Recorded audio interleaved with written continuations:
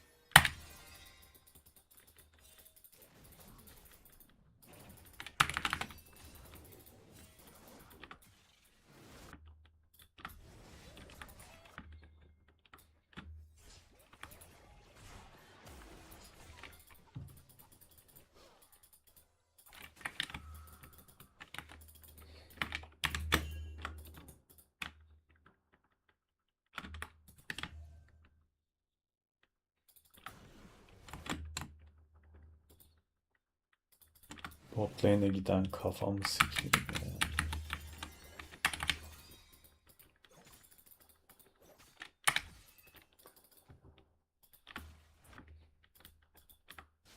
Geri zekalılar ya. Yemin ediyorum geri zekalılar.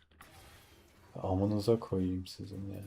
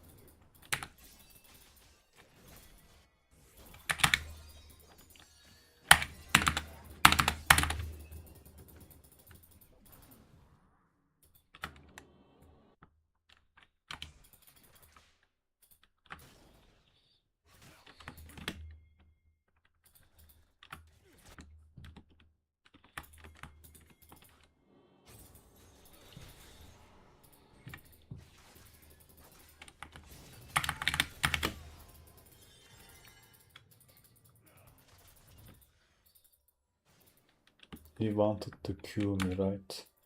So I disengaged and made it impossible.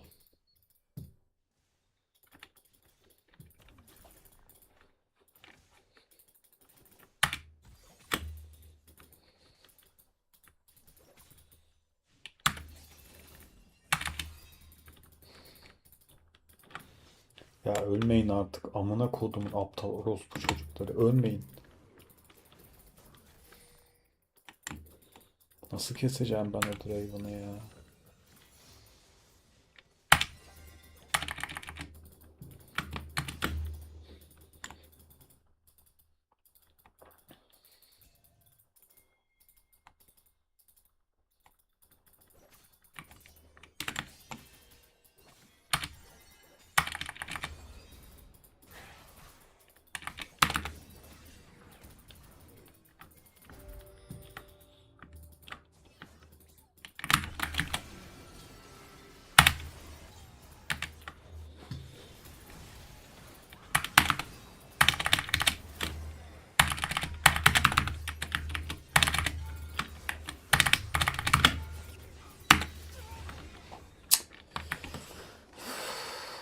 He died nevertheless. I had red buff, I believe. I should just leave it there.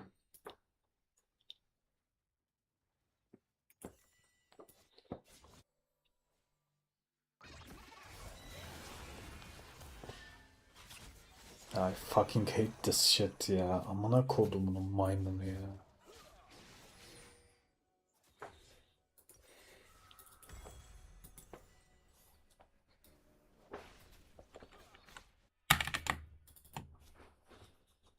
Thanks, thank you. Sadık.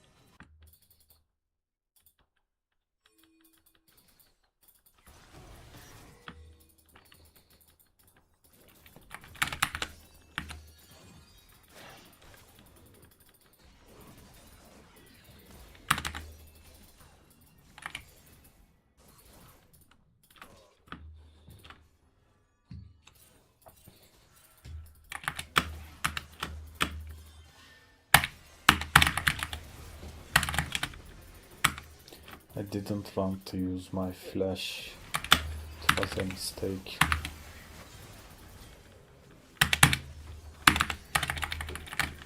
Gel şuraya geri zekalı, öldüreceksin beni yani.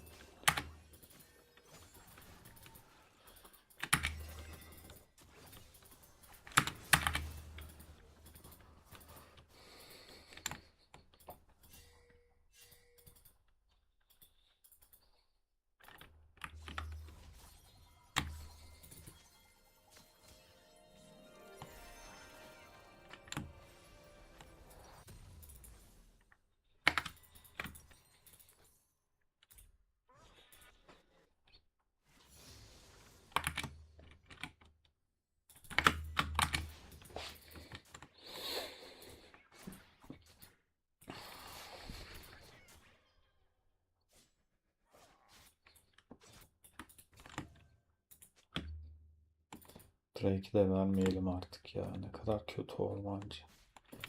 Bot lane ne kadar kötü ya.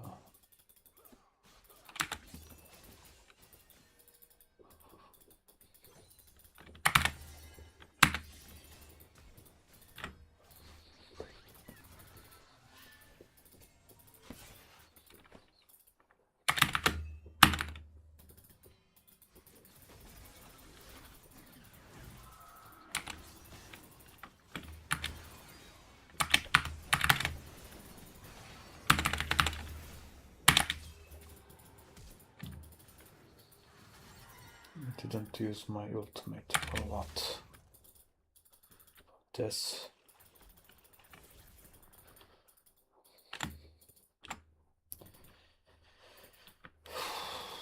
I needed to use my ultimates instead.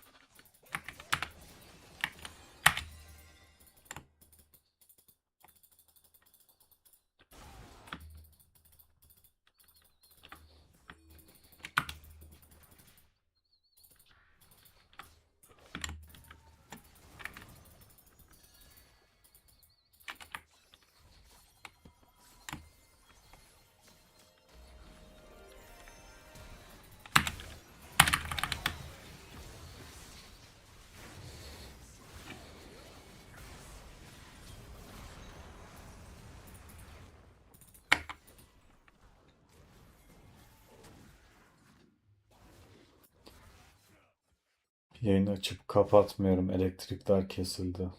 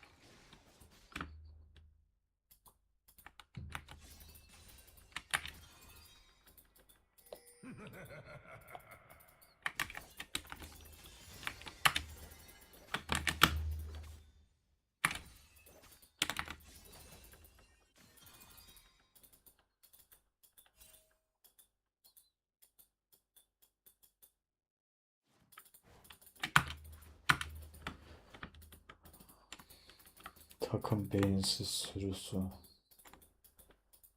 Tek başıma oyun taşımaya çalışıyorum. Elektrik kesildiği için ceza olarak LP'm gidiyor. Aptal aptal olaylar yani. Şu geri zekaları taşımak zorundayım, şu maymunu. 1.8 oynuyor. Orospu çocuk, bir sik yaptığı yok.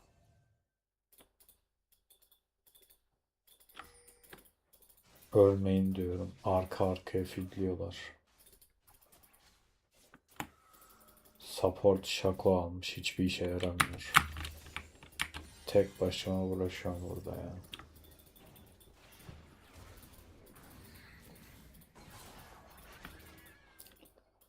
Hani bir Leona falan bir şey olsa mesela şu an o kadar işe yarardı ki. ADC salağı da 50 kere ölmeseydi.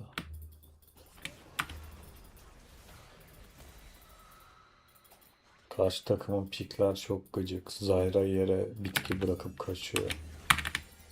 Ha, gameplay diyorlar bir de.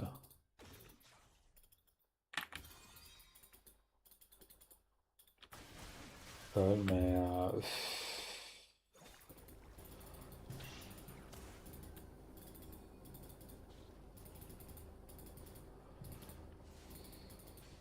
Ne yapayım şimdi ben? Bu takımla ne yapayım, amına koyayım? Ne yapabilirim ya?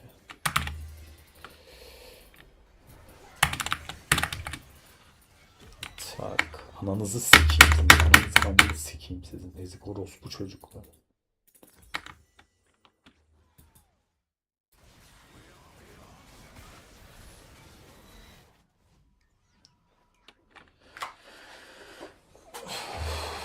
Draven sorun değil. Bizim geri zekalılar sorun. Hepsi bilerek besliyor. Amına koduklarım ya.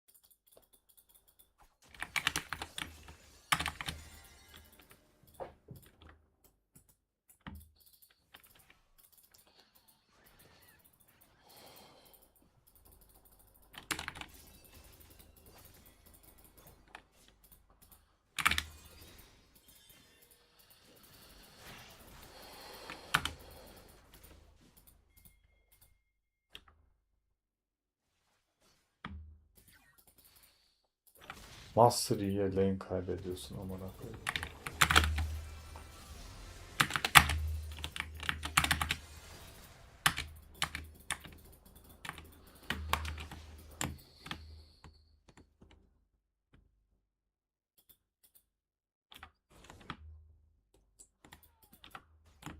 Alma şu farmı, almayın. Alma, hiçbir sike yaramıyor zaten, ama boş ver.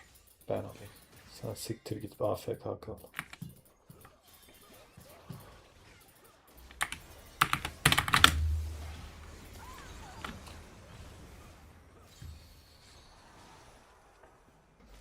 Ultim yokmuş. Ben ultiye basıyorum. Pyke ölmüştü normalde.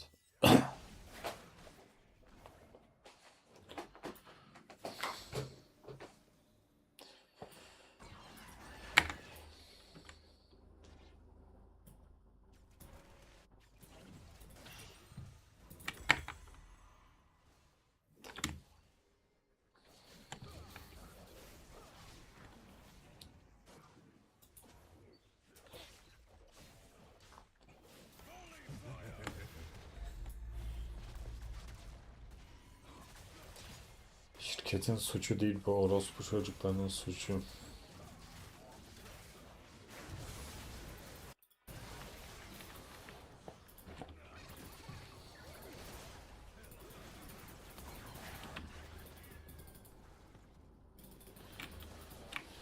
Önden saldır hadi.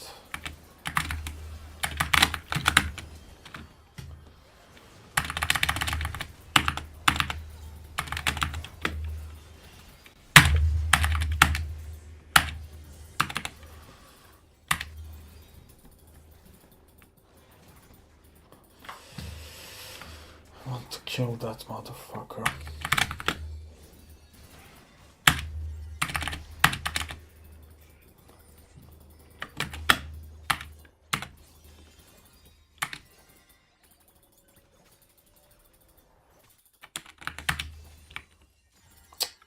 Gitti, büyük minyon gitti.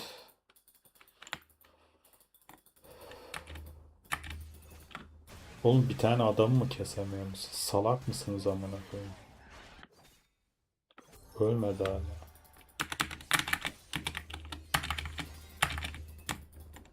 Hepsi bir tane adamı ölmüş arkada ya. Bir rezillik amına koyayım. Nasıl sikeyim sizi ya?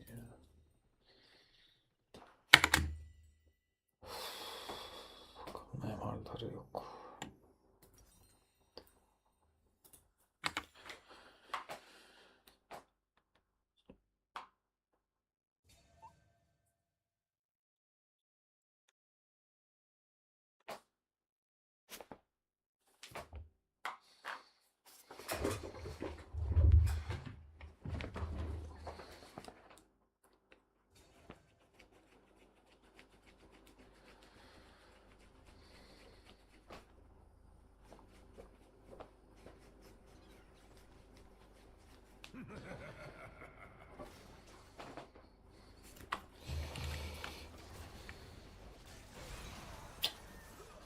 Hay amanıza koyayım sizi ya.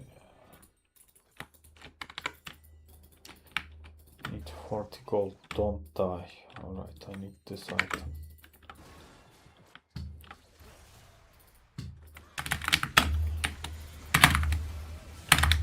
Vurun artık şunlara, dokun, düz vuruş at. Orospu çocuğu, düz vuruş at şunu. Sonya mı basmalıydım ya? Da ölecek şimdi. Sen ne sike yarayabilirsin amına koyayım.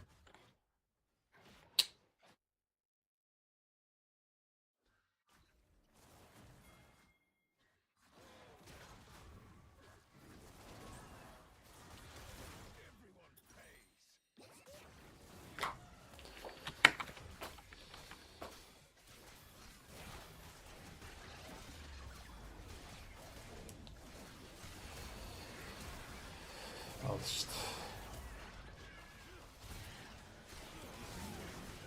Sen de öl.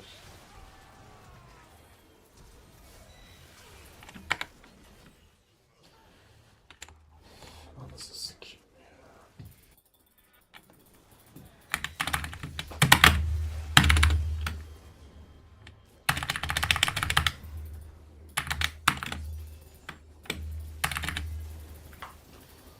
Anasını sikeyim sizi. Hadi yürü geri zekalı orospu çocuğu. Niye AFK'sın amına koyayım? Analarını sikeyim ben bunların ya.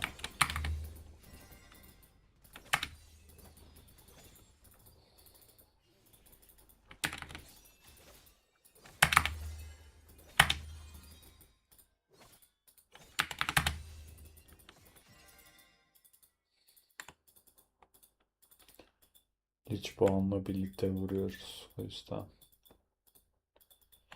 Bir de Sudden Impact.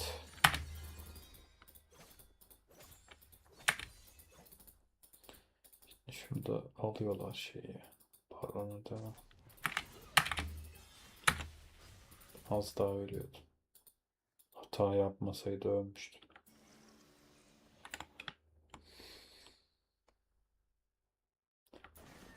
Ölmeyin orospu çocuklar, ölmeyin, tamam.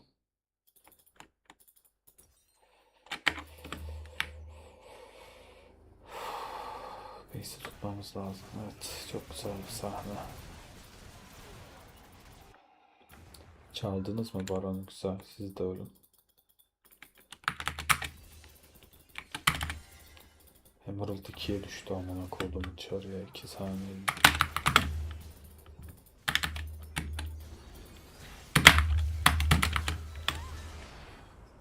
Ölmüyor ki adam. W'ye basıyor, ölmüyor amına koyayım.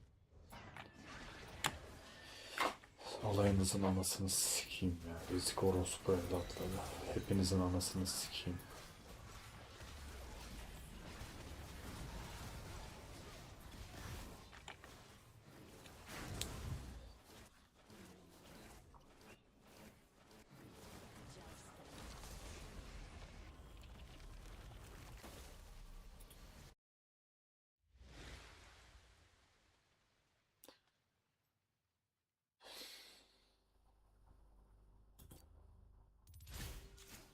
Tipinizi sikeyim ya.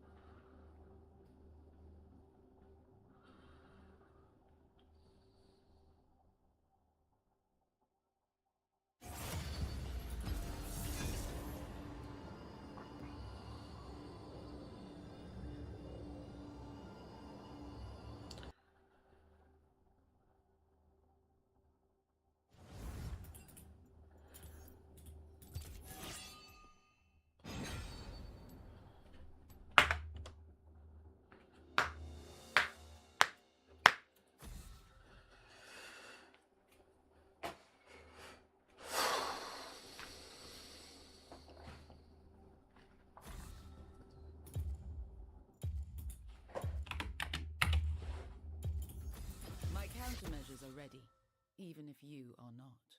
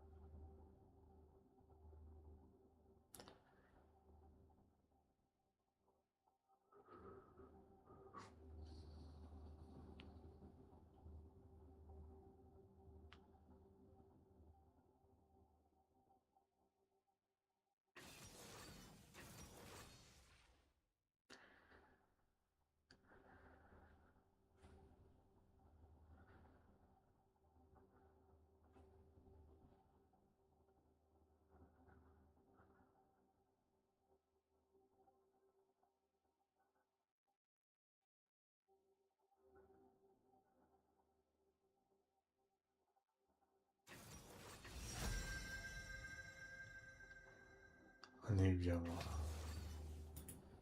Set yok. Karşımda Anivya var. Lose'un lose'u yani.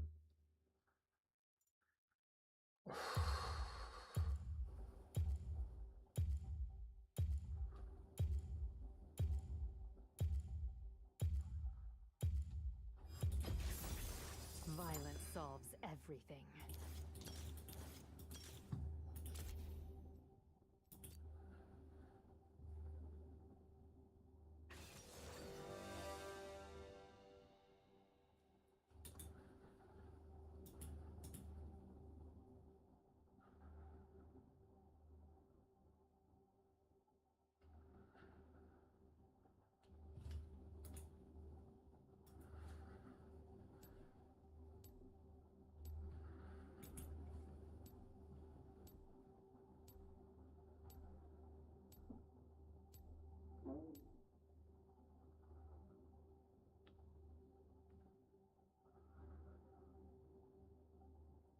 Renekton mid. That's fucking great.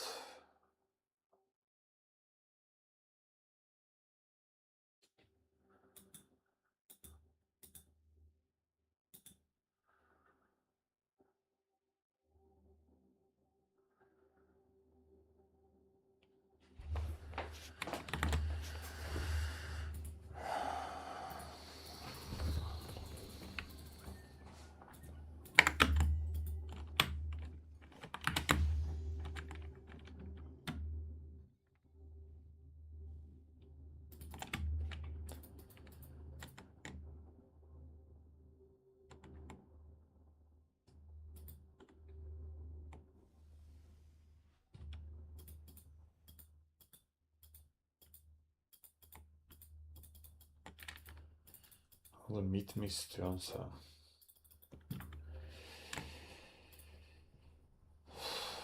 Geç amına koyayım, geç.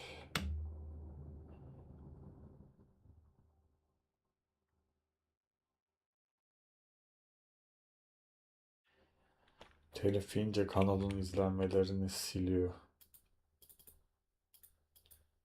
Durduruyor. Kanalının içine sıçıyorlar yani.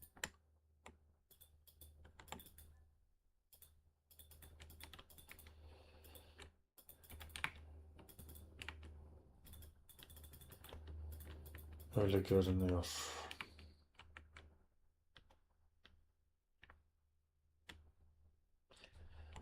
Maymun çarını herhangi bir koridora alabilirler ve çalışır. Bir sorun olmaz yani. Niye erken gösteriyorum ki? Yeniden swap atsınlar diye.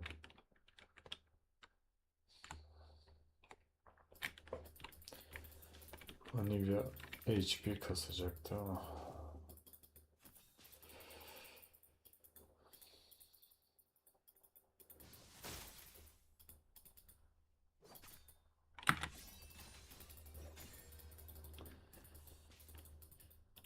İttirmemem gerekiyordu. İttirdim ama.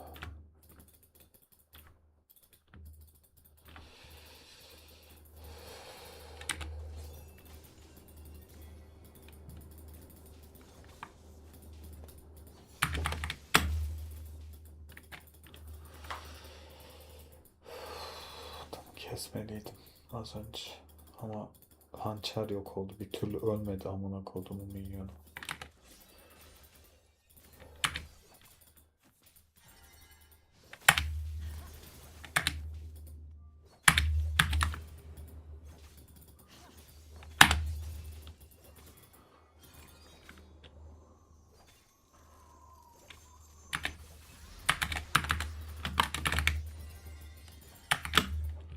Hadi bakalım.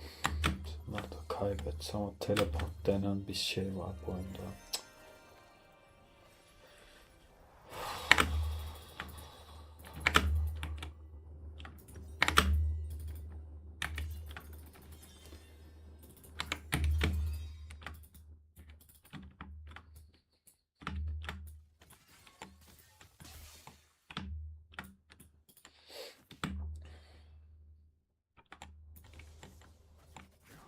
Güzel.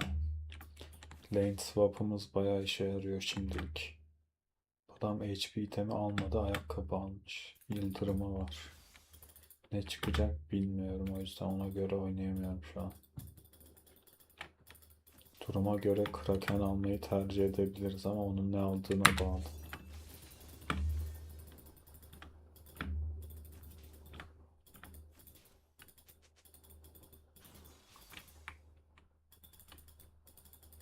Gelin bakalım.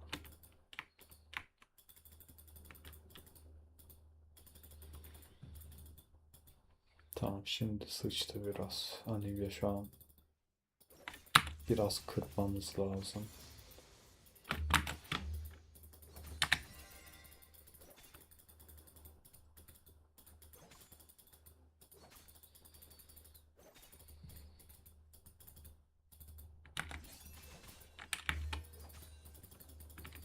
Beni takip et. Tamam.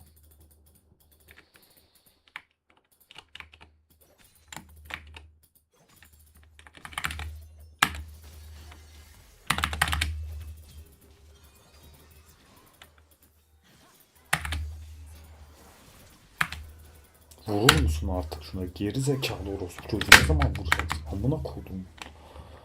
Ya senin ben ananı sikeyim.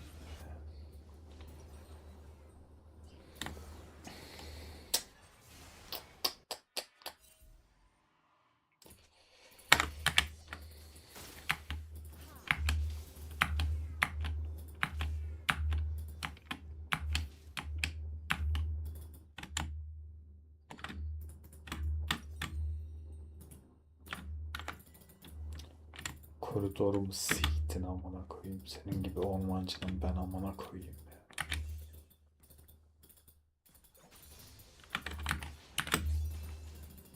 Hantal orospu çocuğu ya. Oynadığı şampiyon hareket edemiyor. Direkt hareket edemiyor. Şeydi, özürlü şampiyon.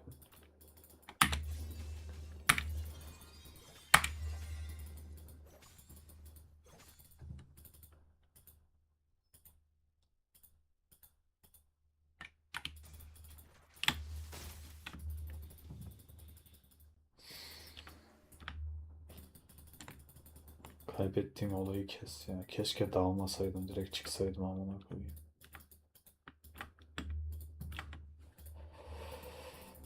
Senin ananı sikeyim ha.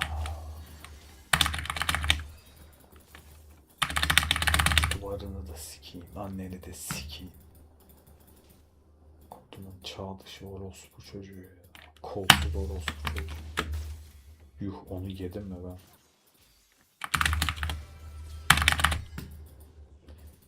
W niye atmadı kodumun karakteri?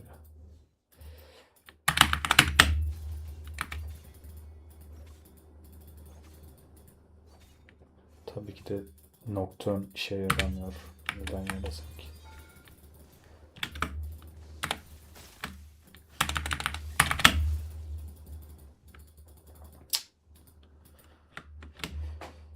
Tamam, pasifi geldi. Nocturne gidip orada bir daha yakalandı. Ananızı sikeyim. Canon hala kesememiş Renekton'u. Ne zaman keseceksin kanka? Kısa koridorda Renekton'a oyun mu veriyorsun?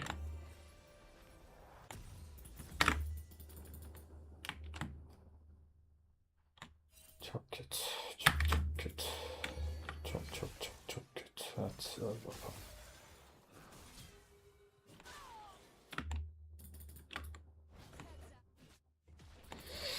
Güzel bir oyunda kaybettik.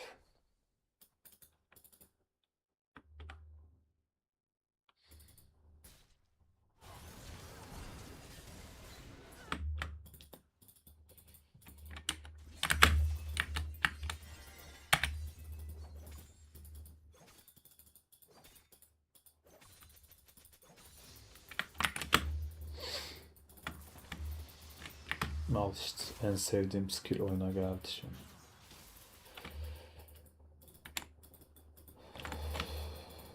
Nocturne gibi ananı sikeyim seni ya.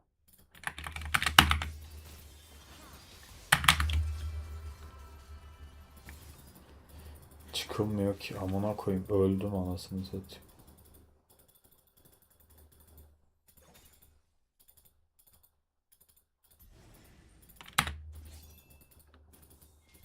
Tamam, beni işi kes ya.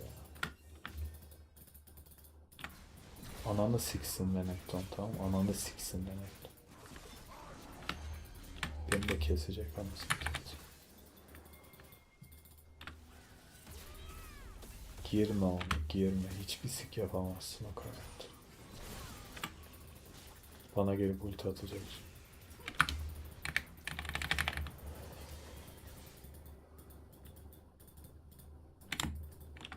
Amanıza koyayım size ya. Bir kere de. Maymun sürü Z jungle'ı kaybediyorsun. Çok güzel. Hard lose. Kaysa sivire koridor veriyor. Okey.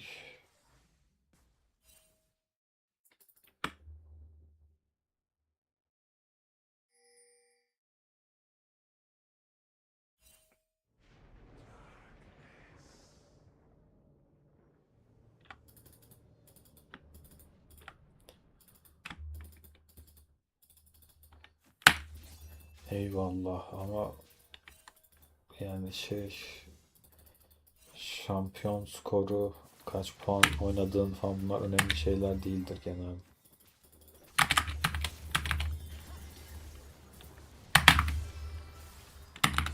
Oğlum bu şampiyon bana böyle duvar atarak ultimi bozduğu sürece ben nasıl keseceğim ki bu adamı? Mümkün değil yani. Ultisini doşluyorsun, başka bir şey atıyor ama. Sence istemini mi harcadın sen, geri zekalı?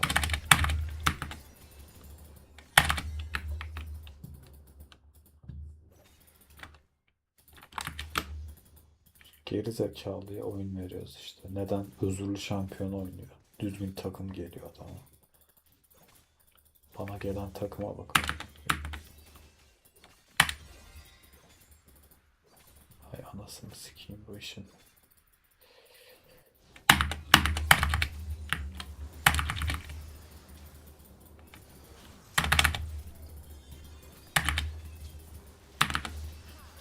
Adamın bak Nami'si geliyor buraya. Nami'si geliyor. Benim geri zekalı hiçbir yerde yok.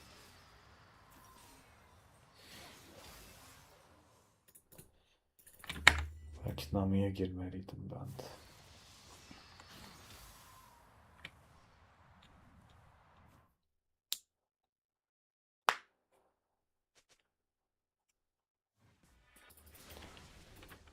Aynen, gel farm al orospu çocuğu.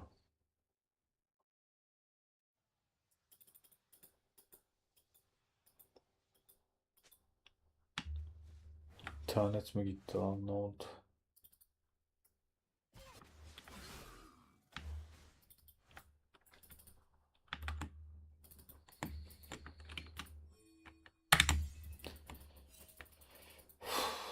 Kenan orospu çocuğu geldi mide, dedi ki ben mide alacağım, sen topa git dedi bana.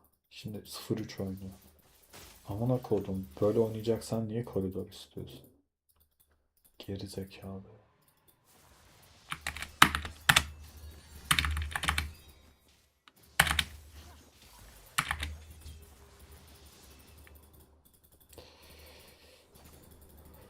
Çok vuruyor ya.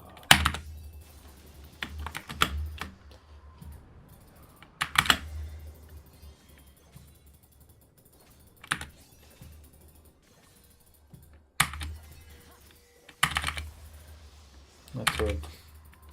Duvarı da vardı ama öldüm şu an. Ölmedim.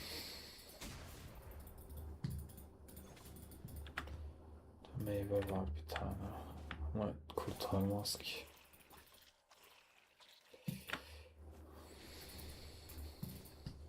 Nocturne orospu çocuğu bir tane ultiyi de benim için atsa ölmeyecek amına koyayım.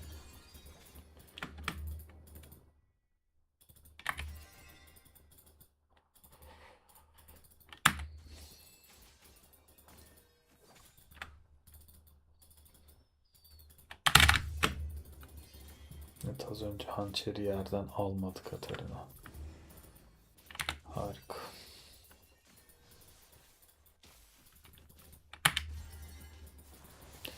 Ben yoruldum artık ama ben gerçekten yoruldum. Sikeyim ananızı ya.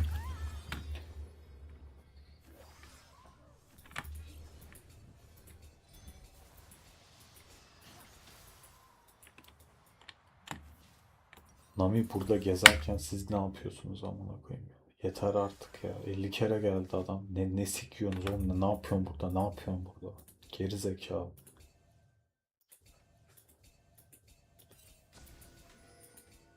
Amına kodumun maymunu ya.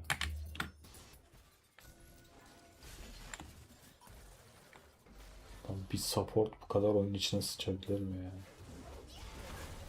Bak hepsi ölecek şimdi oraya. Nereye yürüyorsun? Geri zekalı. Kule var orada. Mal amına koyayım.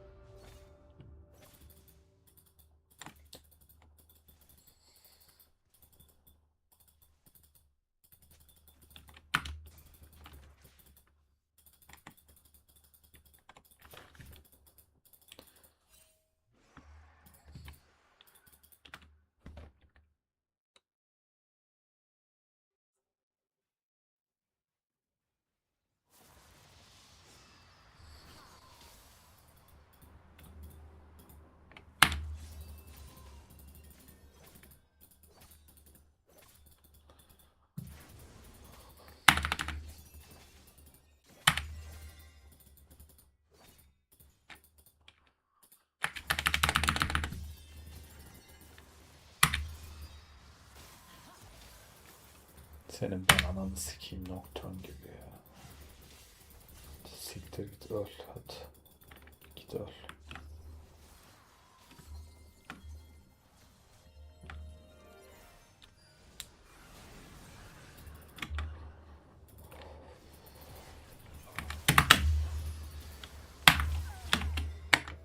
Sur ver. Siktir git hadi sur ver. Sur verin ananızı sikmeyeyim hadi.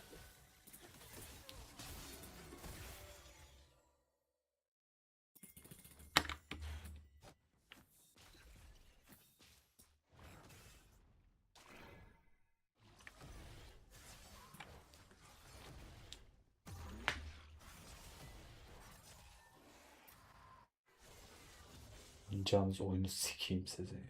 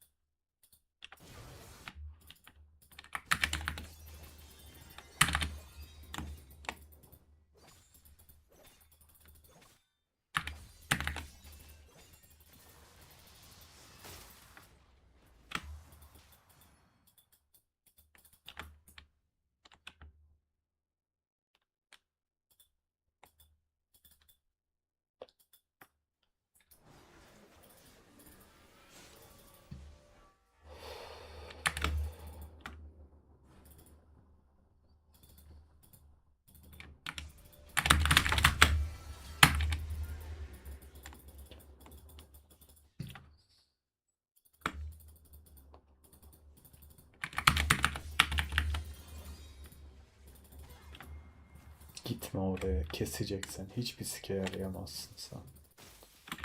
Sen hiçbir işe yarayamazsın sen. Tamam.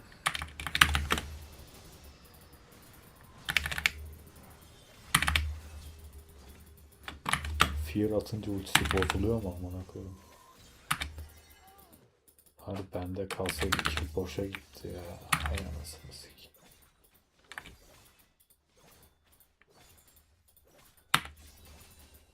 Madem Fear atınca adamın ultisi bozuluyor. Bunu niye daha önce yapmıyorsun? Hard counter hareket amına koyayım.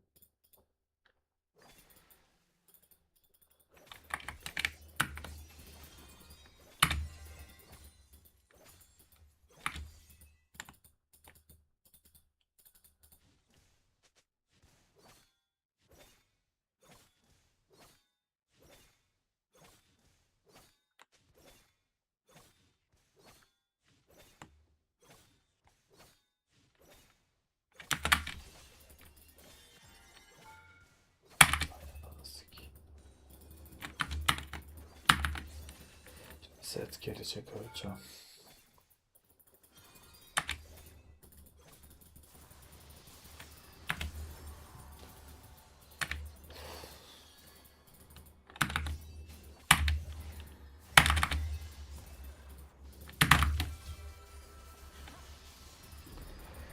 Nasıl bir gameplay amına koyayım.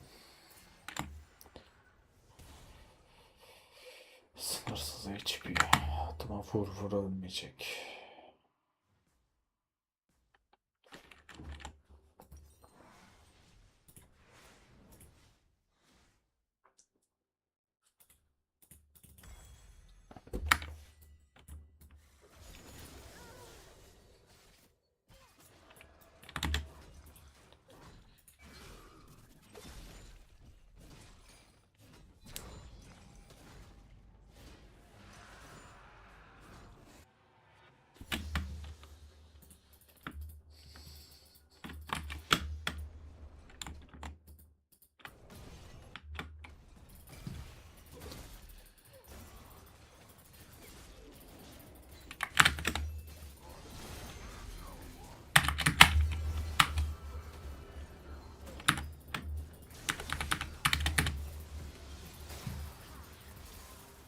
Böyle bir kesecekler ki size. Ben de öldüm demişim.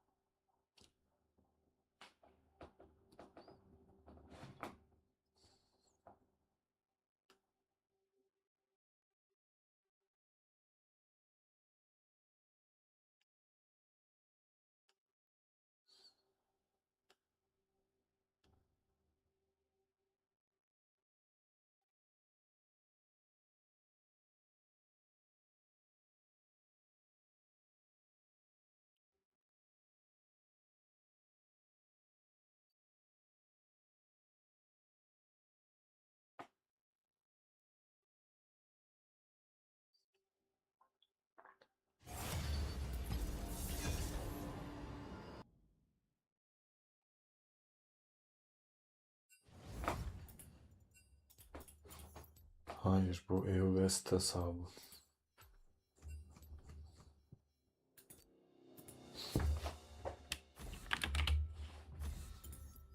My countermeasures are ready, even if you are not.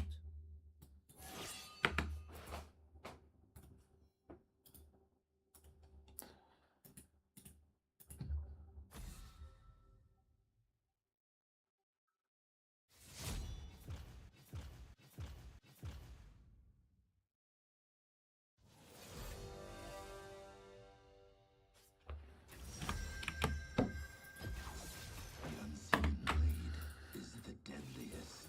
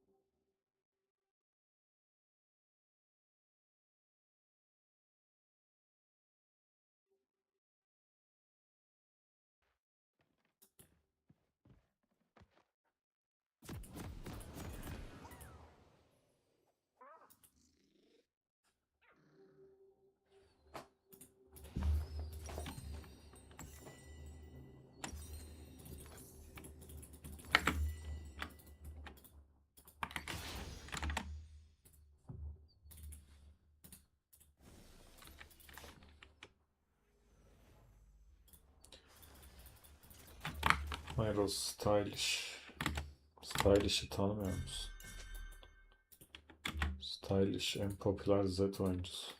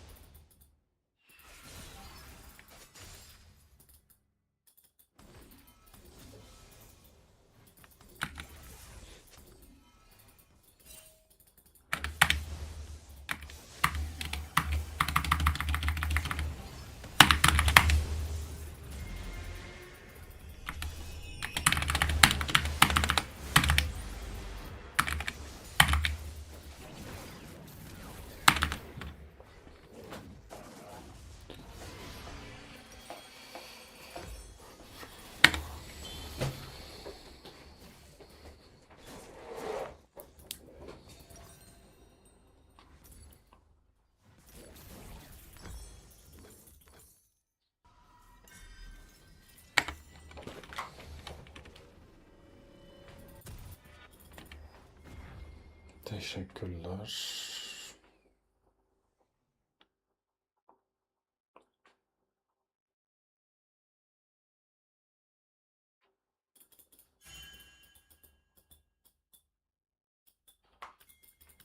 Hatırlamıyorum ne anlattığını ya.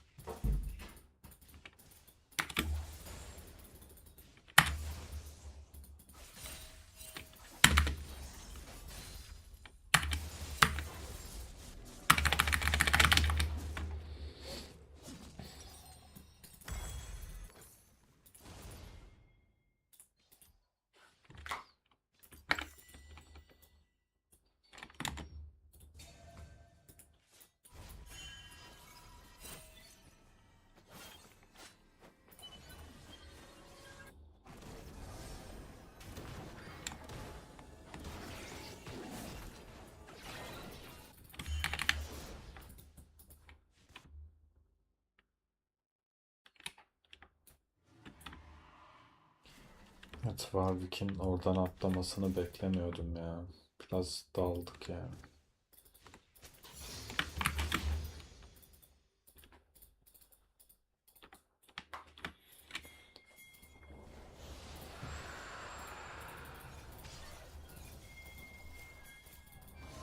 Giremeyiz ya.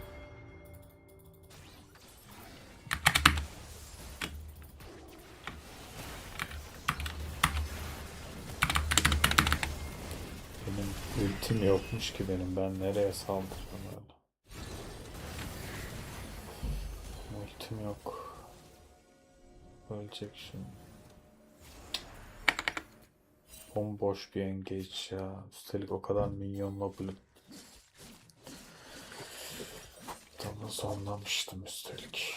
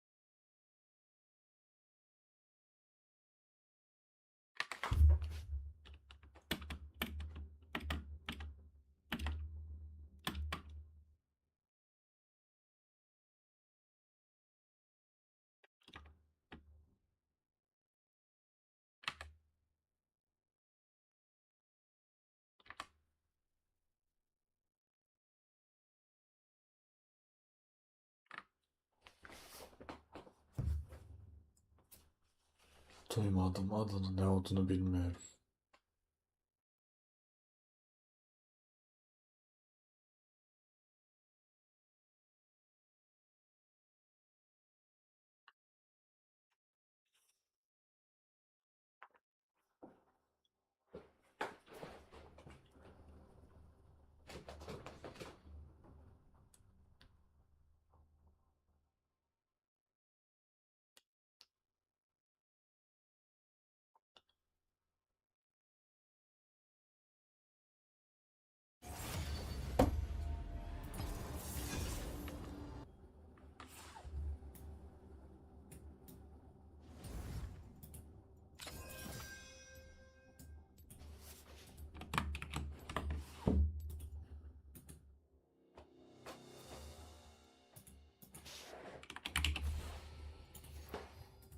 My countermeasures are ready, even if you are not.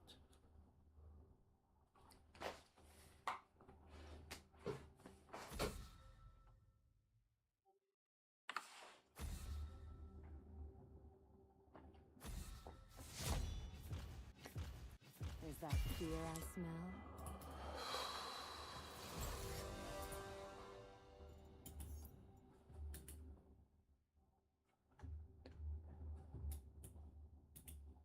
Bir şey anlatmıyor.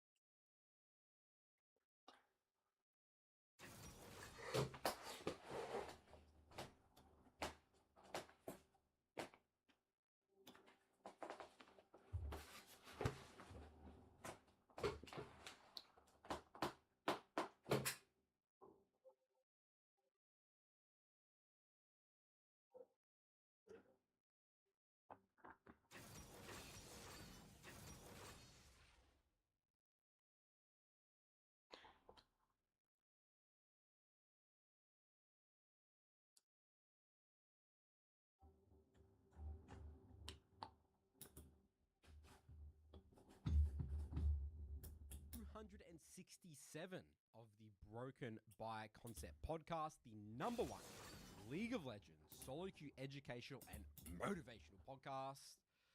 Curtis, take us away with this episode. What are we going to be exploring today about solo queue League of Legends? We love it. What's going on? So I'm excited for this one. Over the past week or two, we've had a bunch of people reach out, specifically in our school community, linking this specific YouTube video from the YouTuber. His name is Kalik, and the YouTube video is titled League of Legends Rigged Matchmaking and How to Exploit It. Okay? Now, typically when we kind of dissect these videos, you kind of react to it, go through it, dissect it point by point, but we're not really doing that today. We're going to be doing it, approaching this topic a little bit differently. So, at a high level, there are many videos out there that kind of support and rally behind the idea of rigged matchmaking, losers queue in ELO hell. And we've tackled these all before, pretty extensively in the past. We even did a case study specifically on Delirious, the content creator. He had his whole spiel about rigged matchmaking. We went in depth and kind of dissected that and broke down every narrative step by step. The interesting thing with a lot of these videos is that they sort of just highlight the issue, but they don't give you solutions. This video is literally saying, I love that word. exploit, or how to use it to your advantage in a way. Usually the videos aren't like that, where people just say, oh, losers queue exists, oh, poor me. This guy's got the answer. I wonder if the guy that made the video has exploited it. Yeah, we'll get into that for sure. And, we kind of, the way I view them is like, we're kind of the good guys, kind of cleaning up the streets. We're Batman, we're going out there cleaning up the streets. And Inspector Gordon. And then these people disappear. And then every now and then, a video kind of seeps back into the YouTube feed. And I see it, by the way, because sometimes people do YouTube VODs in our academies, and I see it in the recommended. So they pop up in the algorithm, and it probably targets a lot of League of Legends players. And so this one popped off. It actually had a lot of views, and I really didn't even want to talk about it. I thought it was not really going to be that relevant, but it started to pick up traction. It lands on our desk. It Comes across our desk, yeah. It slides across our desk. So really what we're going to do, the goal is getting to the root of the issue. We're not going to be just addressing surface level shit. We're going to get to the root. We're going to pull the weed Okay, out. so we're thinking big picture here now. We're doing big Alright. picture stuff. So rather than going through the video, I'm going to break down the video, watch it, and I'm going to break it down into 4 premises. The video has 4 premises. And I'm just going to pull a bunch of quotes from the video so we don't have to sit through the whole video and react to it, okay? Nice. So, premise number 1. Riot bases their matchmaking, MMR, and entire rank system around stats. So if you have better stats than the average player of your rank, you will get better teammates and you will climb. If you die a lot and you have bad stats, even if you win, you will eventually be put in loser's queue and drop down. That's the first premise, all about stats. That's what he said. And just to be clear, when they speak about stats, they mean like kills, deaths, assists, CS, KP. He even went deeper. His claim is that they track everything. Like Whoa. camera control, clicks, APM. Like his whole spiel. How much you ping and stuff. Everything. Interesting. So that was Okay. his first take. And he says, so these are a few quotes kind of, I guess, in relation to that. Winning games isn't how you climb anymore. You've got to stop trying to win and keep your numbers up. Riot knows who the good and bad players are. You don't have control over that. Riot wants you at a 50% win rate, and once you get there, you're better off making a new account. They're the main ones, okay? I love how he says, you got to stop trying to win and just keep your numbers up. It's like purely play for KDA. Like, Yes. Don't attend all those fights. Just make sure you have a nice, pretty score and high You know bar. what's kind of cool is he's almost got it. He's like, stop trying to win, try to improve, but instead of trying to improve, he's like, play for KDA. Pad your stats. It's like, don't. But I got So- first so- half there. He almost had it. You know. So you pad your stats so you can get into winner's queue. That's essentially the premise. Okay. And the way his model that he's claiming is true is that, yeah, it doesn't really matter if you... It's not about kind of if you win or lose. It's like, do your stats... He's thinking, okay, there's an objective kind of emerald... Let's say you're in gold, right? There is like an objective like stat line that makes up an emerald player being emerald. And so if you have stats that look like an emerald player, then you're going to be emerald. That's the you'll keep winning. and so if you win games but you don't have stats and clicks and ABM and things that don't look like emerald, then the system's going to put you with bad teammates. It's going to prevent you from getting to Does he have? I mean, I don't know. Are we going to dive into this one, or are we going to read the premise? I Well, think we're we're doing big picture. Yeah, we're going to start with all these premises first Okay. to get it all out there, and then we'll kind of go. Yeah, I'm on. already getting antsy. Okay. The second Charles one getting fired up. It's interested. is very interesting. The second one is that there is Like, does no not comport. it doesn't comport. There is no value to getting high elo. It's one of many. It's one game of many and provides no value. And you can never go from there. Okay, that's the second premise. And then the quote here: why would you want to get high rank anyway? Just run your resume and see where it gets you. Come back to that one. Third premise: you can actually climb if you'll do it, but it takes too long, so it's not worth it. That's the third premise. Quote here: but actually, if you are a half decent player, you can get any rank you want, but only if you play enough games. So that's the catch.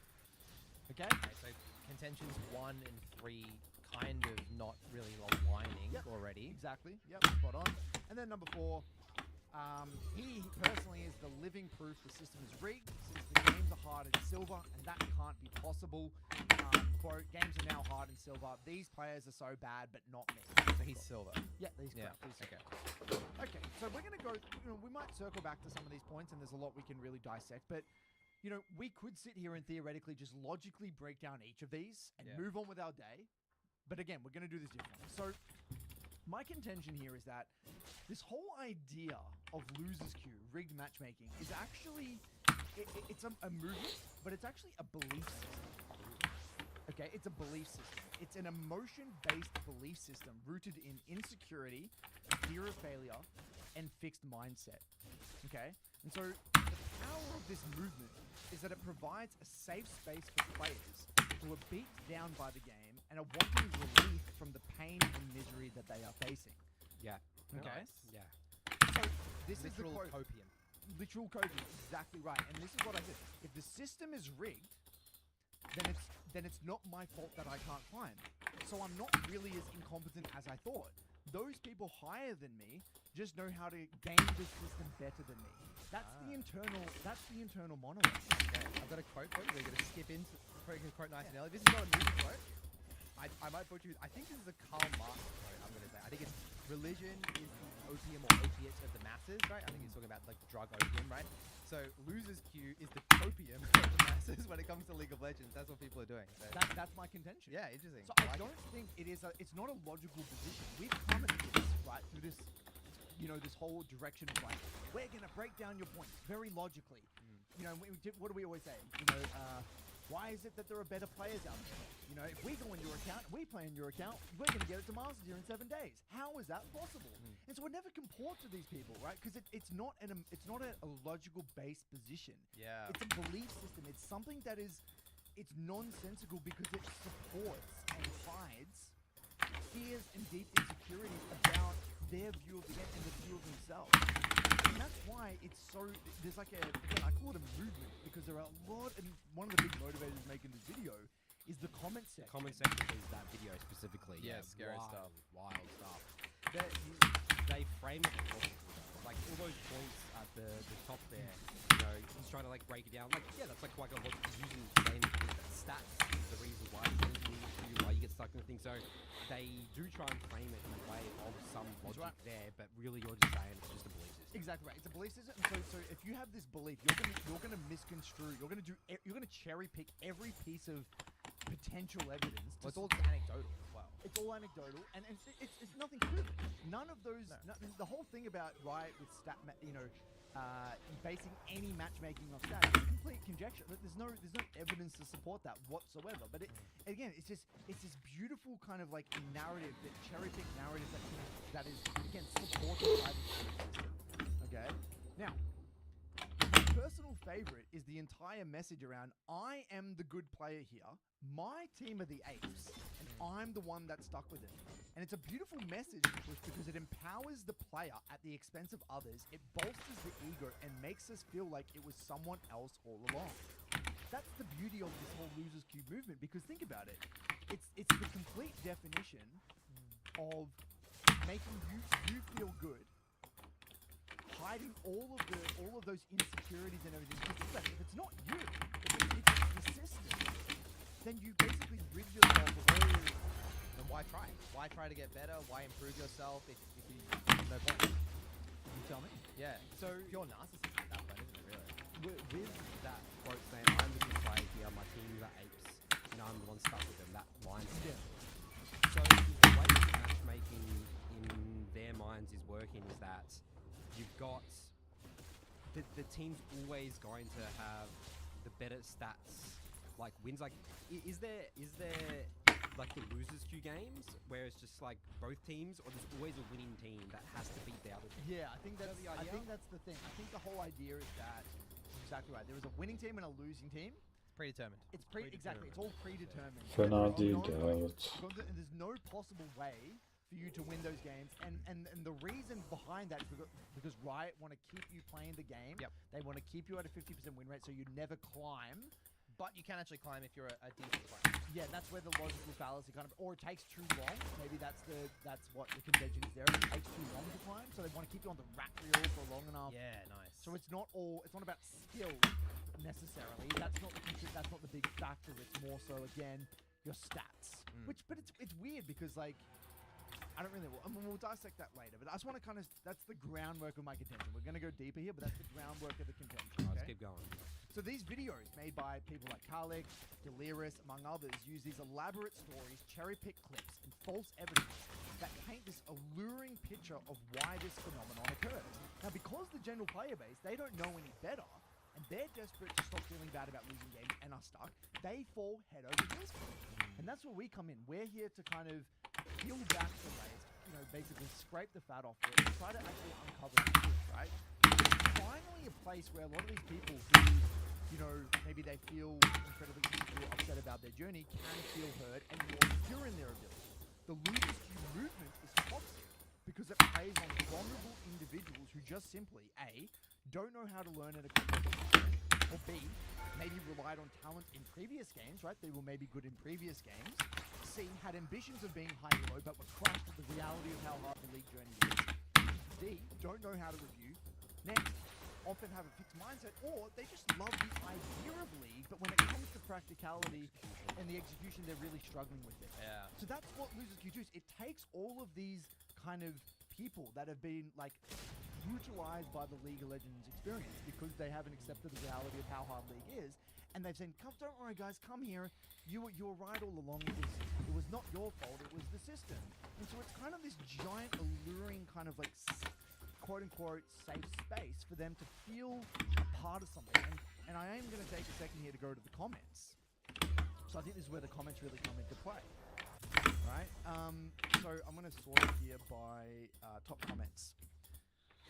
Here we go. I had so many games that people would try to not win, work towards KD8, and eventually just sit in the fountain until the game ended. I never understood how so many people in my games could be so bad, but now I get it. They were the smart ones. They were winning. Games after taking a break, even as short as a week ago, are also ridiculously easy once you return. In fact, the longer the break, the easier the first 2 to 8 games are going to be. You don't understand that one. This one, I feel like Neo waking up from the Matrix by discovering this video. Jesus. Is that air you're breathing now? Is that loser's cue you're breathing now? Matrix. It's a shame how long I played this game having a feeling it was rigged the entire time. Riot is such an evil company. It's malicious. The loser's cue is malicious. It's made to keep us in the Matrix. Exactly right. Yeah. And so there's basically literally hundreds, there's 565 comments, and the majority of these are basically how this video is finally, it's the thing that it's all making sense now. It's the reason I haven't been able to. These are just poor people who are falling into this trap. Again, they fall into one of those categories. I like to don't know how to learn in a complex environment. And going further, defining the complex environment of League of Legends, I talk about this all the time. This is the first game that has a wide audience and a very competitive player base. You know, you obviously talk about, you know, the Dotas of the game. People might be saying, you know, StarCraft and Dota, they were really hardcore dedicated before League of Legends, but they were still quite niche in the competitive. Yeah, League's mainstream. League's mainstream competitive, and that's just shocking to a lot of the, you know, the mainstream gamers or competitive gamers that used to play the COD lobbies that, you know, Bilmiyorum went ya. 20-0 and Benim you know, kalkanım COD olsa lobbies daha were iyi. extremely poor matchmaking. There was no matchmaking, proper match gaming.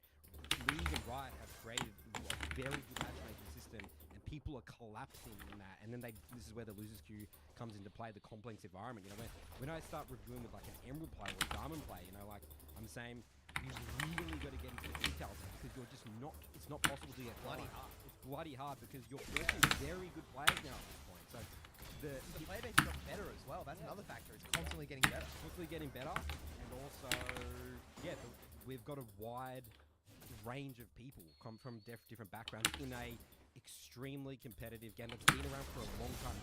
A game has not really survived this long with this matchmaking for so long. So that's where in a complex environment, people just collapse in a complex environment. It's like again, I always think of the Stone Ages with competitive video games, and League's the first one to sort of matchmake in that. And it's like this interesting how there's like this, yeah, this losers queue movement that I hope will start to lose its momentum over the next couple of years, especially when coaching gets more widely accepted, like in terms of, you know, people might be saying, well, there's also coaching, you guys do coaching in League of Legends, but, you know, compare it to traditional sports, it's not even close. So, like, you know, kids grow up with coaches and stuff, and then The norm. It's the norm, right? But the average League player just has no idea. The silver player there has no idea the difference between, like, them, why they're losing games in silver compared to maybe like an emerald. Like, you know how people have that thing how they say silver and emerald are like the same? You know how people say it all the time, or like gold and bronze and stuff. Yeah. Or people say That's it's like a it's common one. easy to get emerald. Or it's easy to get Yeah. platinum, The easy to fact get that those statements exist just goes to show how massive lack of understanding of what's going on in the game, what's going on with their teammates, what's going on with their gameplay, what's their understanding of champ mastery. It's just really One of the words that has popped up a few times, which I find quite interesting, is the word easy. Like, climbing should be easy. The games feel hard. It's difficult. It requires a lot of time. Like, effort, expending effort to get a result in the video game just isn't understood. It's wild because that's not how Yeah. people view video games. I even had someone, I won't say who it was, but in like in the Botlane Academy said, should climbing be hard? Or should it be this hard to climb? And yeah. It's effort. It's brutal. It's You've very got a hard. competitive match. You've got a really good competitive MMR matchmaking system. as well as a huge player base. It's going to be really.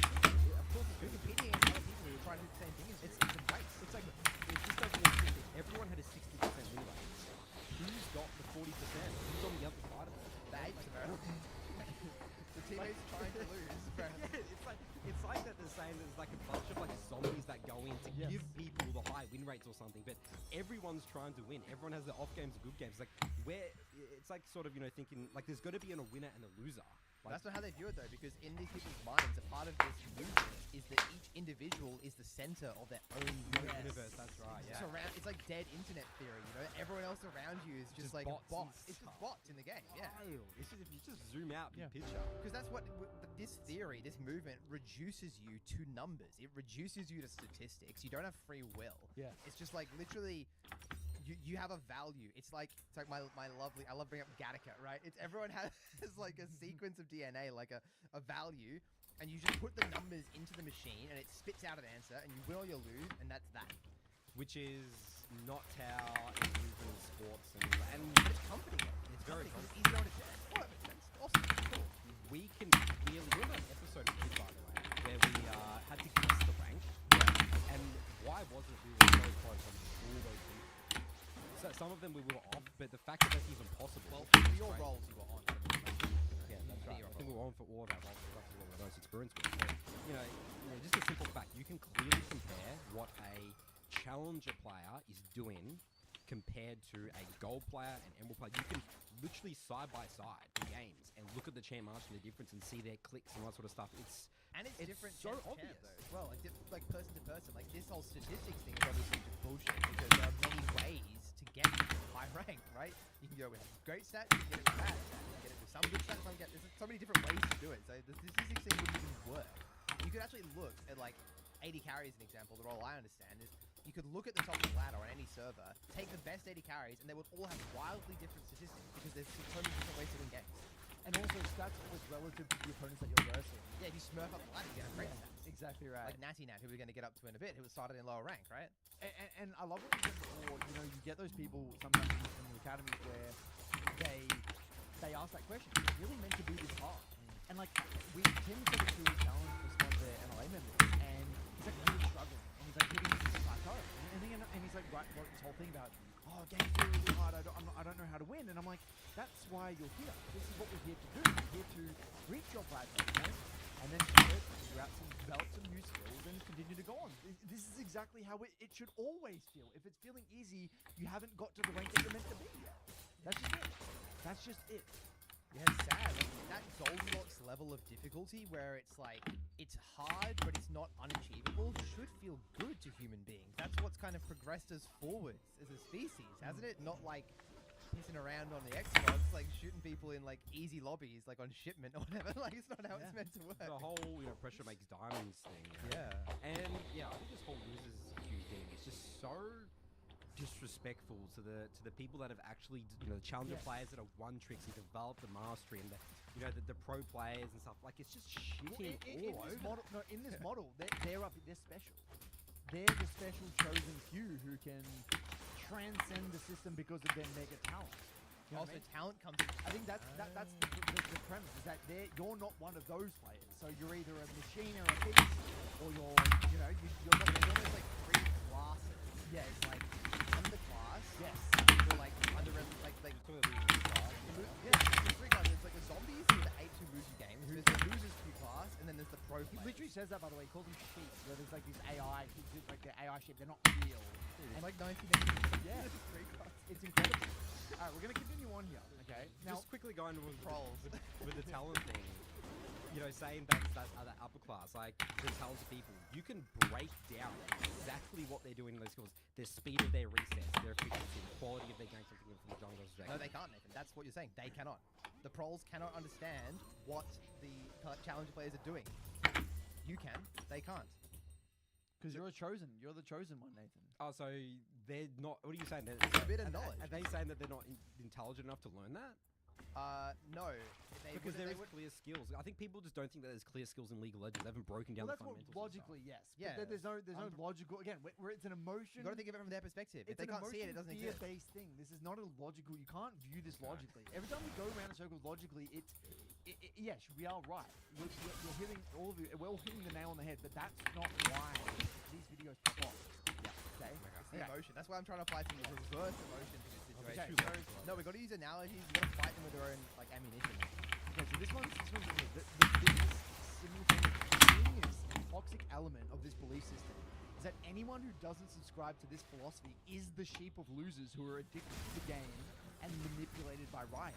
It is only the chosen few who are enlightened enough to understand that the entire system is rigged, and they are the ones that have taken the pill and can see reality for what it is and can rise above and get people to quit the game. So your choice is, am I just an idiot for thinking the system is fine, or am I an addicted loser? This is why it's so hard to unplug yourself from this belief system. It's incredibly sticky. So in the video, right, constantly, it's like you're made to believe that it's like, if you're watching this video, you're the smart one. Like, congratulations, you figured it out. You're out of the matrix. You figured it out, buddy. You can finally have the muster up the energy to finally quit because the system is rigged. They're manipulating you. You're addicted. You're never going to get out of that cycle.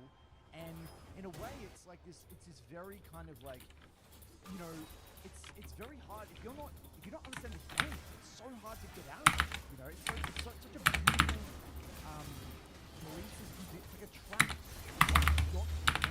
It's very, very hard to get out of it. Yeah, you usually say it's genius. It is genius. It's a really, really genius idea. And it's also worth noting that the players who make these videos nearly always have extremely, we saw this by the way, Delirious, extremely distorted views of the game and rarely have sustained success. Khaled, for example, will put up Mini Jovi's OBG, who made this video, is a multi-season silver jungler. And this is not meant as a rank shame, it's just important to clarify where this information is actually coming from.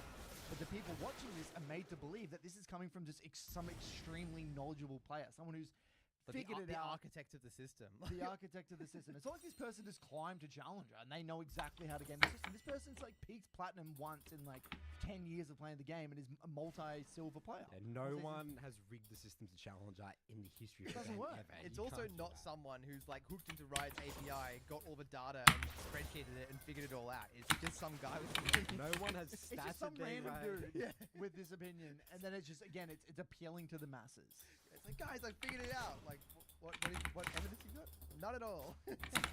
Oh, and the Evans again is what he does, right? And what the genius. I love these videos because it has all this B-roll footage of him popping off on Hack Room, and it's like this game. He's zipping around. He's like 7-1, and he like loses his game. He's like, look, it's just adding fuel to the fire about like it's the teammates. It's the And when you actually look at those games where he's 7-1, the kills he's gotten were just freebies or low impact kills where he didn't get any objective or anything off it. You look at the VODs, he's got like 70 farm at like 15 minutes or whatever in his high kills. It's like you're actually not that strong. He's like over the dance that yeah, was given.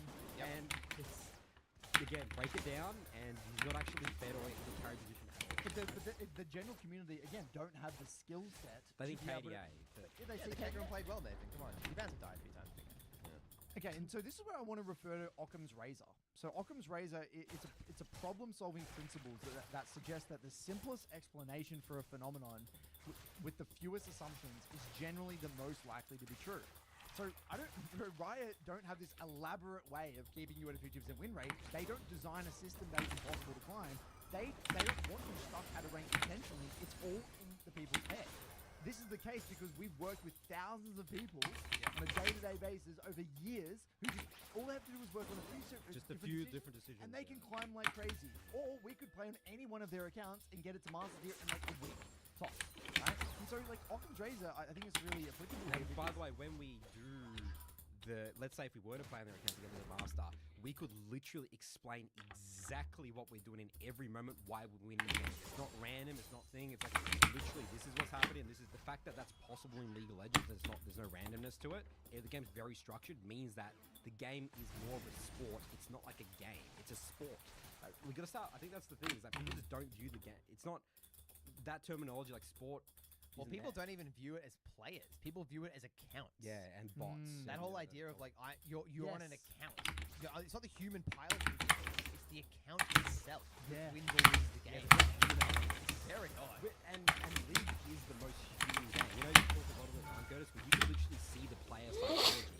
in like when we break down all the mistakes that we see people in reviews, we can literally break down why you're making this play, like in terms of viewing the game psychologically, in terms of the way that you view a champion and stuff. It's a very human game, but Yeah. people think it's like a robotic game. I think Charles hit the nail on the head, though. That is exactly how people view this. It's account. This account is doomed. You're a vessel. Oh, yeah. I'm just entity It's like the piloting an account account. pilots it for you, not.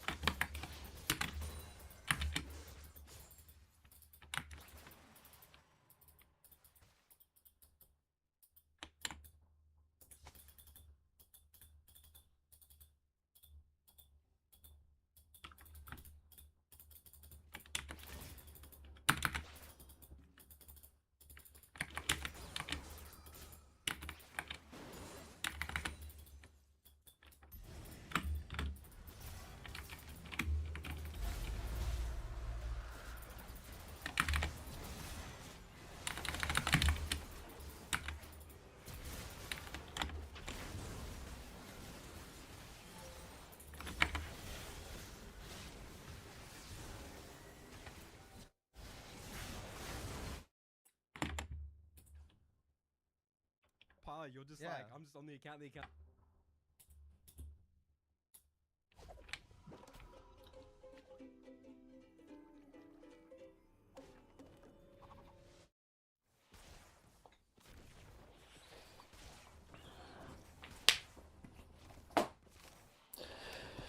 Epey güçlü eşya, o yüzden pahalı.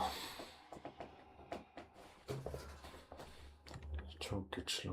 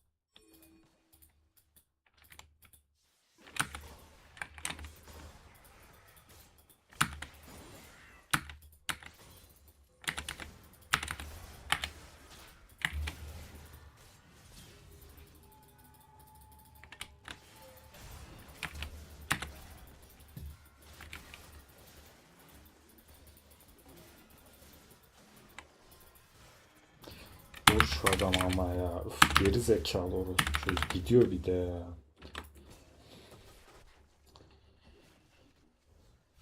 Sıfır hasar amına koyayım.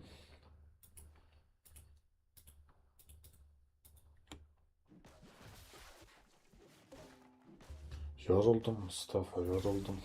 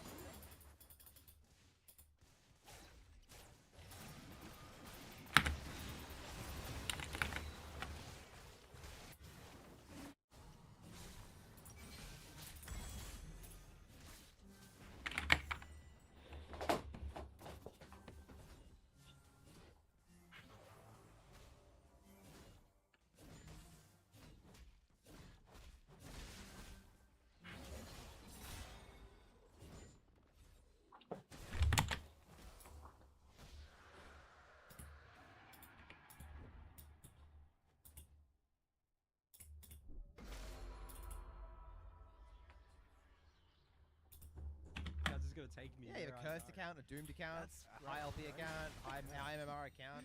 So it's like imagine We're all, how, we Such a fascinating topic. such a fascinating topic, right? Because imagine how sophisticated the system would have to be to has this crazy algorithm that exactly knows who the good players and bad players are, right? Somehow, where there's no room for improvement as well, according to the system. Like you're just a bad player or a good player, and then it has this elaborate system, and it singles out these bad players, makes their accounts unwinnable, and then that's that. So then they lose all the games.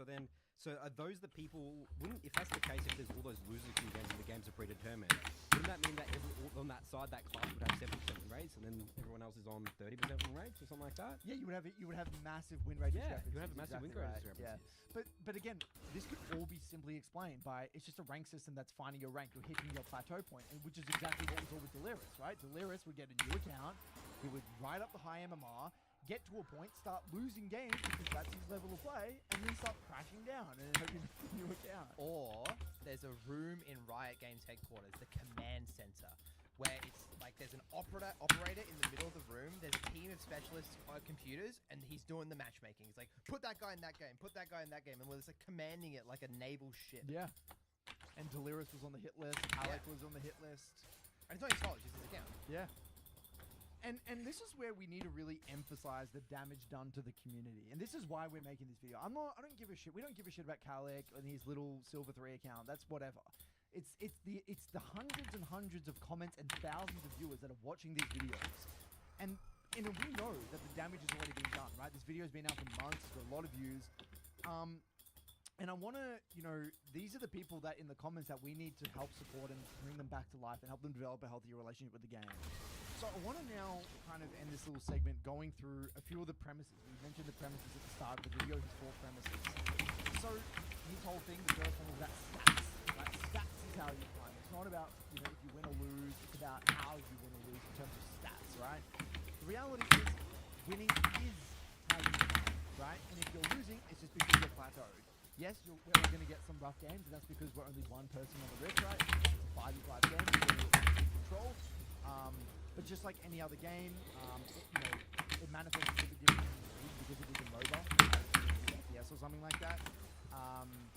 And yeah, the whole thing about MMR, it's just the system is trying to find your level of play. So it will put you in some higher MMR lobbies, some lower MMR lobbies, some average MMR lobbies. It's trying to calibrate how good is this player, so where should we put it, what should the MMR gains be, and what is this person's level of play. That's all the system is trying to do.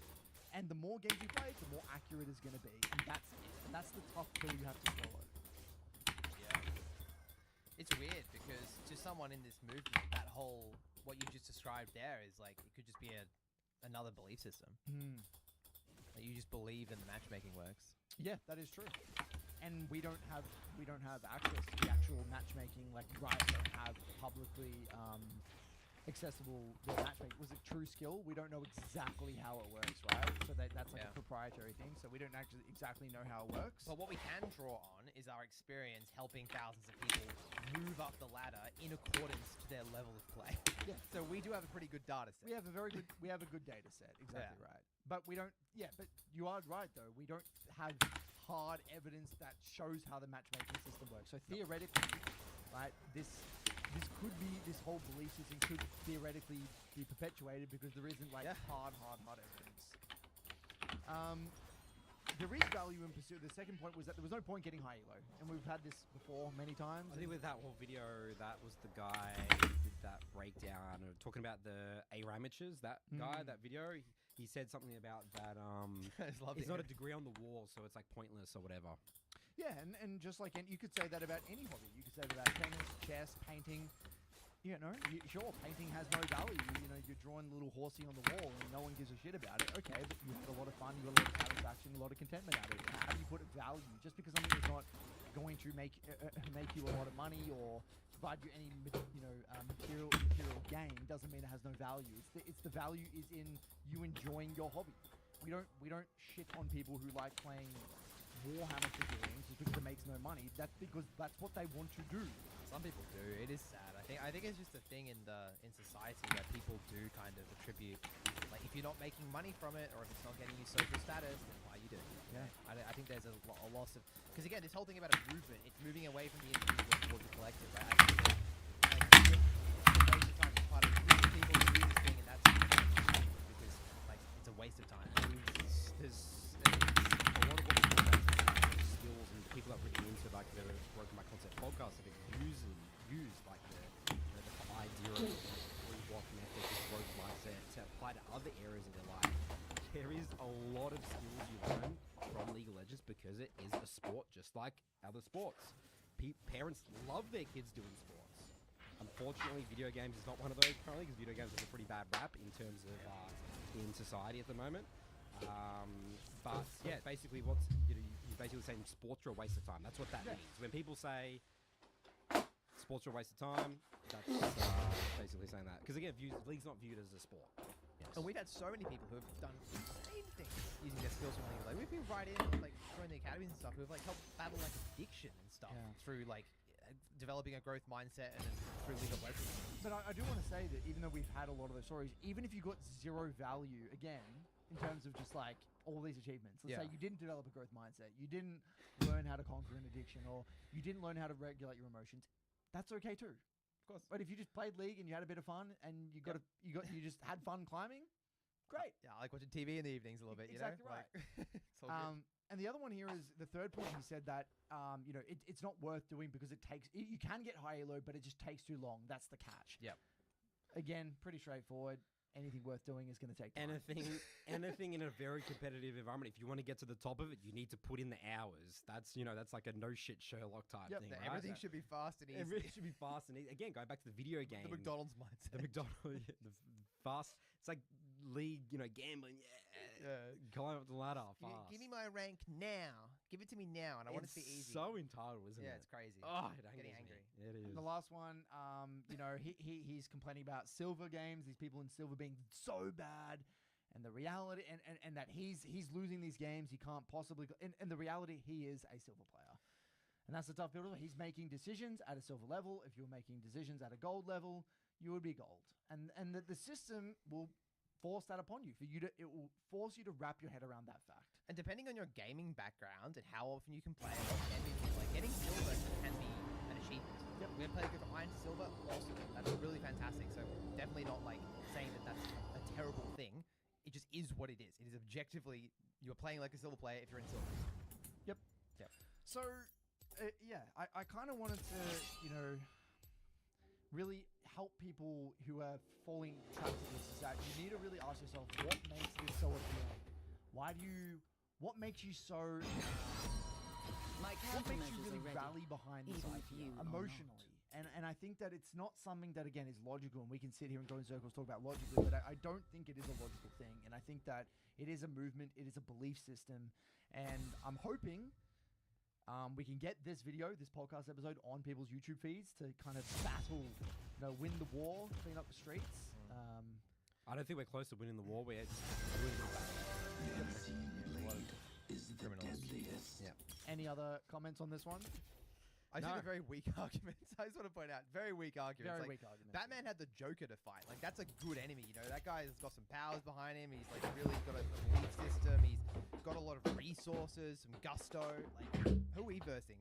What is this? Yeah, Like, pretty weak premises. And it's like you said, there's a lot of logical fallacies in there, right? Where you can't climb, and then there are people that can climb, but you can climb, and it takes you long. It's all over the place. And again, that's the way these videos typically are. Interesting. So, hopefully this helps. Bootcamp weekend. September 27th, 28th. WTL Bootcamp number 4. Tickets are now available. We've sold out the mid lane tickets, unfortunately, in literally like the first 24 hours with 60 tickets for that. Top jungle support, all the other roles are still going to be available. What the bootcamp is, there'll be way more information below, by the way. If you want to click on that, weteachleague.com/bootcamp, I think is the link. It's basically a 2-day event, and you buy a ticket for a block, you play 3 games, you have a personal coach with you there, fast-paced reviews, might be some live coaching as well, depends on if the coach has some time. Again, more information will be there, and you can get the tickets there. I mean, I imagine they're probably going to be sold out next week or so. A handful left. handful left. So yes, check that out. First boot camp available to non-academy members. That's right. We have the last 3 we've been sort of doing a test run. I think we started to get a really good grasp on the way that we want boot camps to run. People really love the last boot camp, so we will everyone can join now. News flash of the week, we have this OBGG. Charles, hopefully you're going to pop this on the screen. This was linked in the Midland Academy this week, and I was absolutely gobsmacked. This is an achievement. This is a real OBGG that we're about to look at here. Now, for those podcast listeners, this was an account. This is on the EUS server. Currently Diamond 3. 2,600 wins, 2,600 losses. This person has played, what was that? It's about 5,200 games this year. Yeah, we calculated it. It's something like, how many it was like 10 plus hours, like 13 hours a day or something. Now, what I love about this, and the reason I kind of wanted to highlight this is that we talk a lot about repetitions, and repetitions matter, muscle memory matters, but up until it doesn't. And this person has been sitting at the same elo bracket for the past over a year. It's been about a year and a half. And this person has, they were Diamond 4 at the beginning of last season, and now we're, 3/4 of the way through this season, and they're Diamond 3. And so this person has put in, how much time this person has put in, and That's what games that most people will play in like 5 seasons, by the way. yeah, Way more. I would say Lifetime. maybe their life. Yeah, I think 1,000 games a season is like a 3 block a day, right? So that would be That's right, 300 something days. Yeah. Yeah. Yep, about that. So, yeah. So it's 5 3 blocks a day. So this person's done 5,200. So that's basically 5 years. Yeah, 5 seasons. in one. Potentially of 3 blocks, 3 block a day. Yeah. I love the season differences. Like it's like a steady climb just by getting the reps in. Like right, so started at like silver, then for a couple of years, then went to gold for a couple of years, and then emerald for a year, and then now diamond. Now in the last year or so.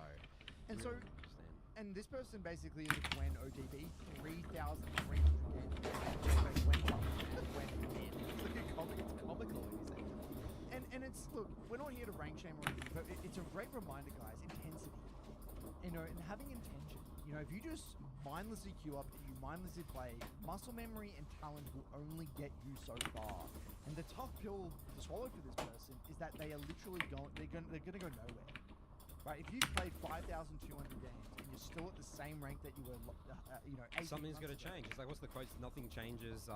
Insanity's doing the same thing and expecting different results. Yeah. In the Einstein quote, whatever it is. So yeah, we've got to change something up. Either change process, either change view of the game. A lot of people like the build of the champion's the problem. That's the problem. People think is the Or fact. if I Look at the Sona game. That is Sona, right? That Yeah, we're like playing Sona now. So maybe he does this with the problem. So So this guy's breaking point, by the way, is 3,000 games of Gwen. Now it's time to change again. So the reality as well is like people often say like I just need to get more repetitions. That's going to solve my problem, and that is true to a certain extent. For some players, yeah. Some players, yes. But again, I think it's a really great reminder, guys. Intensity matters. Attention matters. Repetitions aren't going to solve all your problems, and this is what we want to avoid. This is not what we want to see. We don't want to see people addicted to the game, ruining their lives, throwing everything out, and just basically because you're getting no learning. And I would say, if anything, this is a reminder of what can happen if you do not have a healthy relationship with the game, and how league can be sometimes one of the greatest things in your life, and one of the worst things in your life. Yeah, what's the reminder? Past shouldn't be life. Like, this is your life. This is thoughts. Like, there's no way this person's a job, right? It's impossible. No, I think like there's actually a big correlation I see in the academies of like people who time generally have other stuff going on because it forces you to step away from the game and reflect and take breaks. So you know that I had a guy who was on holiday, I can't remember, between jobs or whatever, and they had all this time. They had 3 times in weeks, and they said they went backwards and they got worse. They deranked when they had more time because they had all this time they didn't know how to integrate it into their life.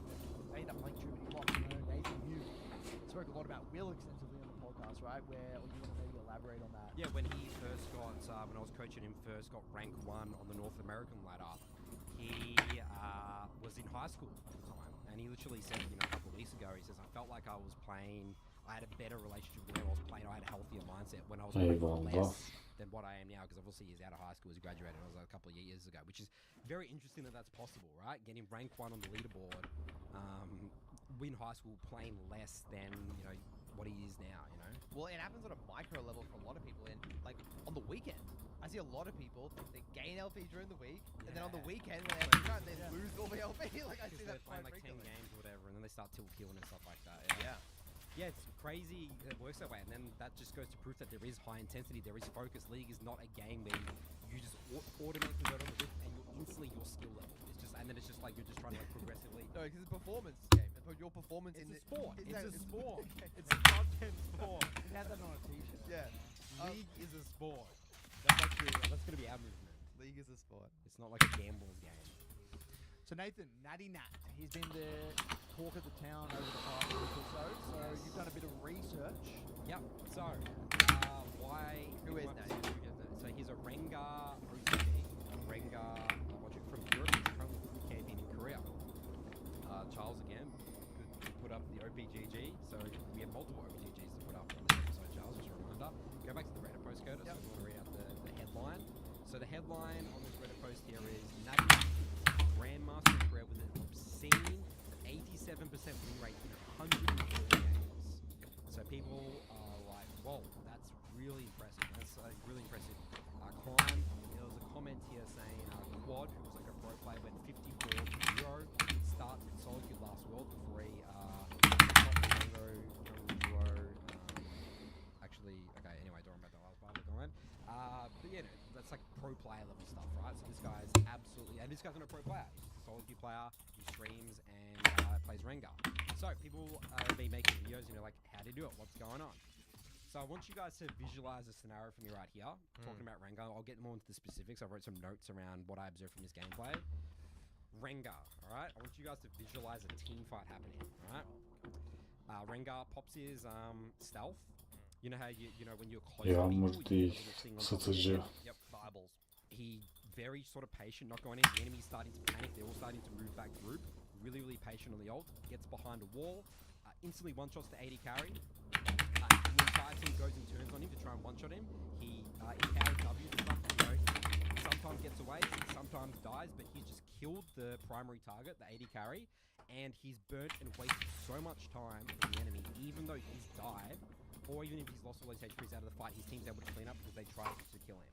So what Rengar is really good at doing, and the best, you know, what I really observed from him in a lot of these fights is that he's killing the primary target, he's one-shotting him literally, and then he's able to get away or buy so much time that his team doesn't after. Now looking at the specifics, full clears, most games, no really cheese invades or anything like that, and this is a really good example of extreme champion mastery, guys. This guy knows how to kill people with Rengar. Sometimes I don't even really know what he's doing with him so quickly. Talking about Phantom energy. mindset a little bit. I watched a little bit of it, you know, his streams and something to observe, you know, takeaways from this. Every time he dies or after a fight, he says it so often, I could have played that better. Yeah, I heard that. And literally, I'm like looking at it, I'm like, really? Could you play it that much better? Like, he's trying to absolutely min-max the absolute perfect damage output, absolute perfect sequence movement. That mindset is so goddamn powerful to have, especially, you know, as an assassin, as a runner. I think that is such a help. You know, this is, imagine the ego you could easily have at, you know, an 87% win rate, you know, GM, you know, people probably On a praise it. selfish champ as well. Those sort of champions often feed people's egos. Yeah, he could easily say, "Oh, my teammates, you know, blame that." Like, No, I'd it's say so there is some games there. Obviously, sometimes he's blaming his teammates, but the fact that that's his reaction a lot of the time, that goes to show how he built his champ mastery. He really thinks about killing people in the game. He's very good at killing people. I think a lot of people sometimes, you know, will try and you can't replicate this Rengar, by the way. You need to have thousands of hours of champ mastery to be able to get to that consistency of killing people. And over my coaching over this year, I've definitely respected more and more about understanding how important winning fights are and just the output of damage. Like, I just see the difference in the amount of... I always try and think about champions and sort of even what I recommend to sort of beginner players is that the ability to consistently output a certain amount of damage in X amount of fights allows to sort of win games. Like if you play, like there's a lot of champions out there that can do 0 damage in a fight, right? If you really mess it up or completely ruin it or int it. The people that get the most results and people that are really good at fights are able to output their damage at least a little bit in their fights. And this guy is like pumping out, you know, even though he might even be killing people, even if he chunks them people or buys time, like this guy's just making the enemy team work and sweat for everything. So yeah, the fighting is incredible. A really good case study of extreme champ mastery. Nothing really that sexy in terms of the game, but sometimes he dies and it's just like, yeah, it's just, you know, death. It's sometimes very ugly gameplay, but he just puts so much pressure on the map and he's so threatening to play I think he really knows how to kill sides like really well. Yeah. Like I think he kills people inside really efficiently. Knows his job. He knows who he's hunting in the Yeah. game. He will make 1 or 2 people's life miserable. Yes. And that's not like people might be saying that's like a strategy or whatever. No, that's Rengar's champ identity. It's the only thing he can do. Ya oğlum vur şu adamı artık ya. You know, people might be saying, oh, you know, he's got some secret sauce. It's not. It's just beautiful Rengar gameplay and fundamentals. What I personally, just to echo on that, like as a laner, he plays jungle more like a laner, like getting himself ahead. So there was a game that I was watching on his YouTube. He has some great YouTube content, by the way, like highlights of his games. And there was one where he was versing recently. Hayır vurmuyor. Gumayushi on the enemy team was like 20-4 as like Lucian, and the game was like really hard. But then the enemy Yorick on the enemy team was just tilted or something, and he just kept killing the Yorick. I watched this VOD as well, yeah. He got so fed off the Yorick, he just kept killing the Yorick, kept killing the Yorick, and then he got to the point where he could like just one-shot the Lucian. Yeah. So he like realized that okay, I probably can't kill the Lucian for a while. But it's like, okay, I'm just going to keep calling this Yorick, got himself to that point, and then could take over the game. I remember watching that VOD, the thing I took away was just the micro, dude. Like, it's not easy to 1v1 a Yorick inside, but he was 1v1ing the Yorick, and like, there was some crazy stuff, like, the amount of times that game, he was just clicking so well, like, forget the actual Rengar mechanics, just like, champion mechanics, like dodging every Sylas E with movement, dodging every Yorick E with movement, using the bushes, flashing into bushes, knowing which empowerment to hit every time, like, yeah. There was in that game as well, there was a Sylas that built Zhonya's and Banshees. Yeah. And he just wasn't afraid to just jump straight onto Sylas and just one-shot the Sylas.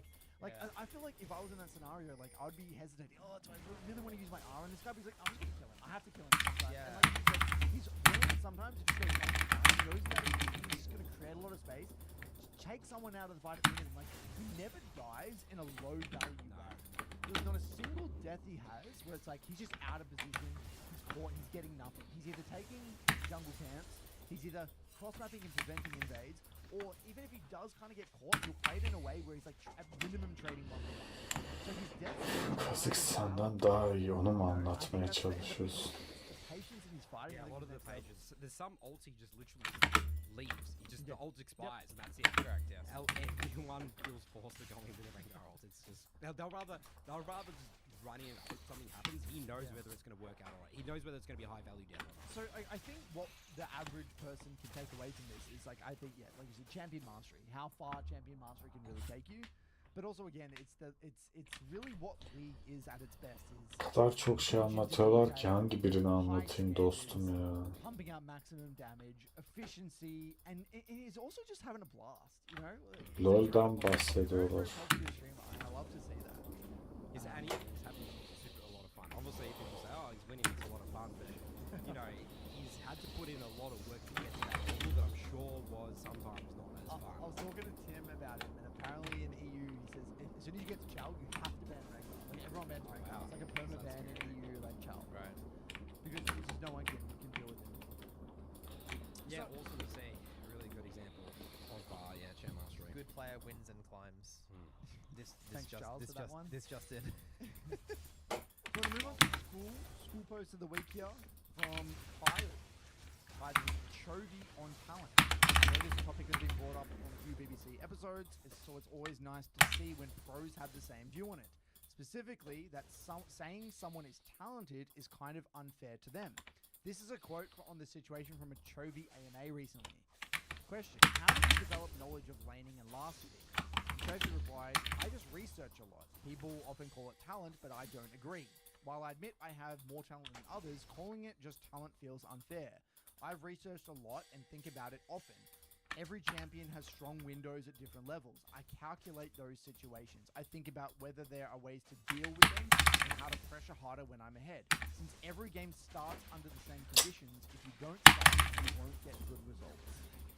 And for people that don't know who Chovy is, he's widely considered the best player in the world for many years, even though obviously people will say Faker, but Chovy is extremely good individual I would say player. the best individual player in the Yes. world, specifically. Yeah.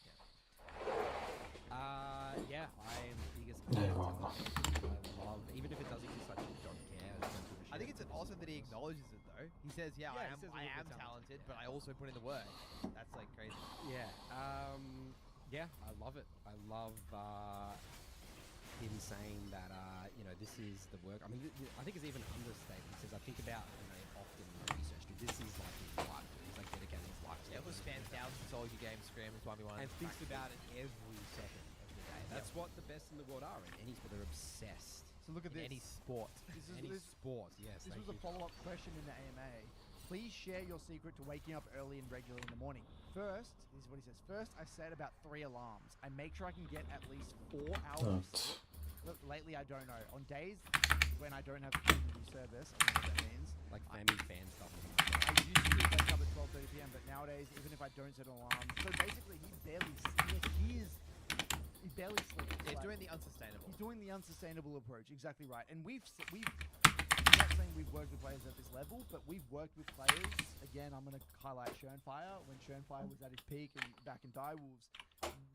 When you look at someone that is really obsessed about their craft, it's kind of shocking. Schernfire, for example, well, for those who don't know Schernfire, who is a jungler at Direwolves, TLDR, he got like rank 2 in Korea, right?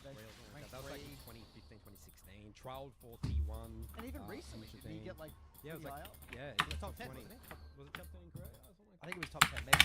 So he's a very, very, very good player. And we saw firsthand. I remember like we wake up in the morning, Just thinking get about the fuck out. he'd walk to the gaming, our office. He would straight away be watching VODs. Gel. He'd be playing scrims all day, straight into solo queue, all night, coming home, talking about the game. Ne planlıyordu ki yani bu salak? Thinking about what he could have done better in those games. Every working minute of the day was thinking about how can I get better in this game. I mean, Shern's the definition of, like, we saw it. There's no talent. Like, Shern is quite untalented. Yeah. Like, I hate to say he might not. And I yet, know, I it was think the, he it was the great. best. And yet he was the And best. yet he was the And best. yet he in was our the best by region, far in our region. There was way more talented players in our region than him, but Yes. he was able to do all of it and put his share work in. Evet, that's the Eclipse thing. iyi. And this is when you see it in person, it's like Eclipse you güzel they eşya. rock up on game day and they just dominate. Yeah. And you see them in solo queue and they dominate. But you don't see all of the things that they're doing behind the scenes. You don't know their internal monologue. You don't know how much they're brewing and over those mistakes that they're making in solo queue and thinking about. Like I remember me and Shern would have conversations like 10 p.m. like on the way home from the office, and we'd be talking about like, oh, I think I could have passed like whatever this. I think like I feel like in our draft he could be like he's constantly thinking about the game. And I'm trying to clock off for the day, and he's still thinking about the game as we're going to bed. And that is the level of dedication that people don't see. They just see the end result. And this is when players like Crazy, that when you talk about talent, it's really borderline disrespectful in a way. Those players. Allah Allah. Mailbag time. Away. Ormancı ne kadar gıcık ya. Hiçbir şey yaptığı yok. Oha, müzik çalmayın lan.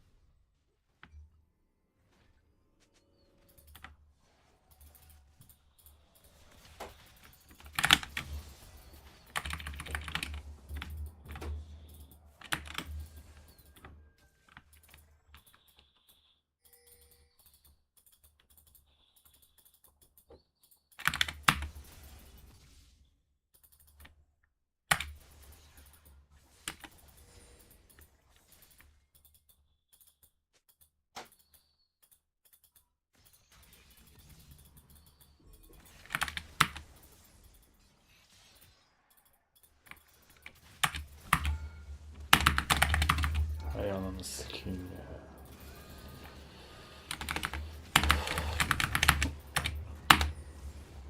Of.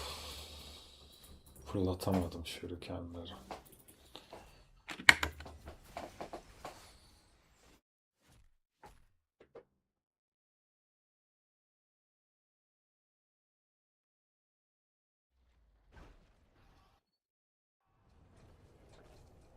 Evet.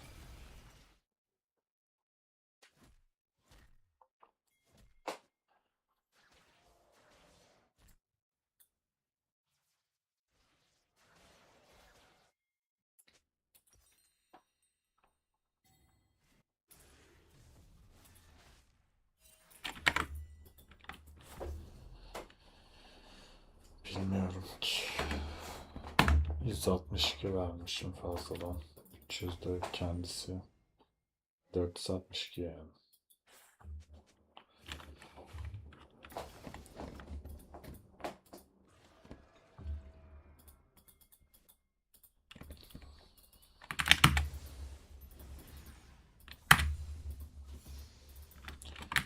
Gel.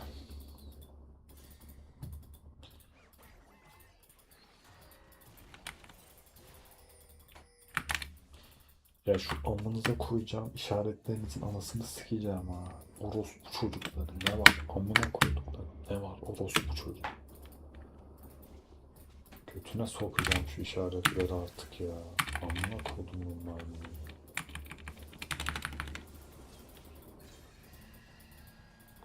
Tek başımıza oyun oynuyoruz amına koyayım. Yaptığı hareketi kes ya.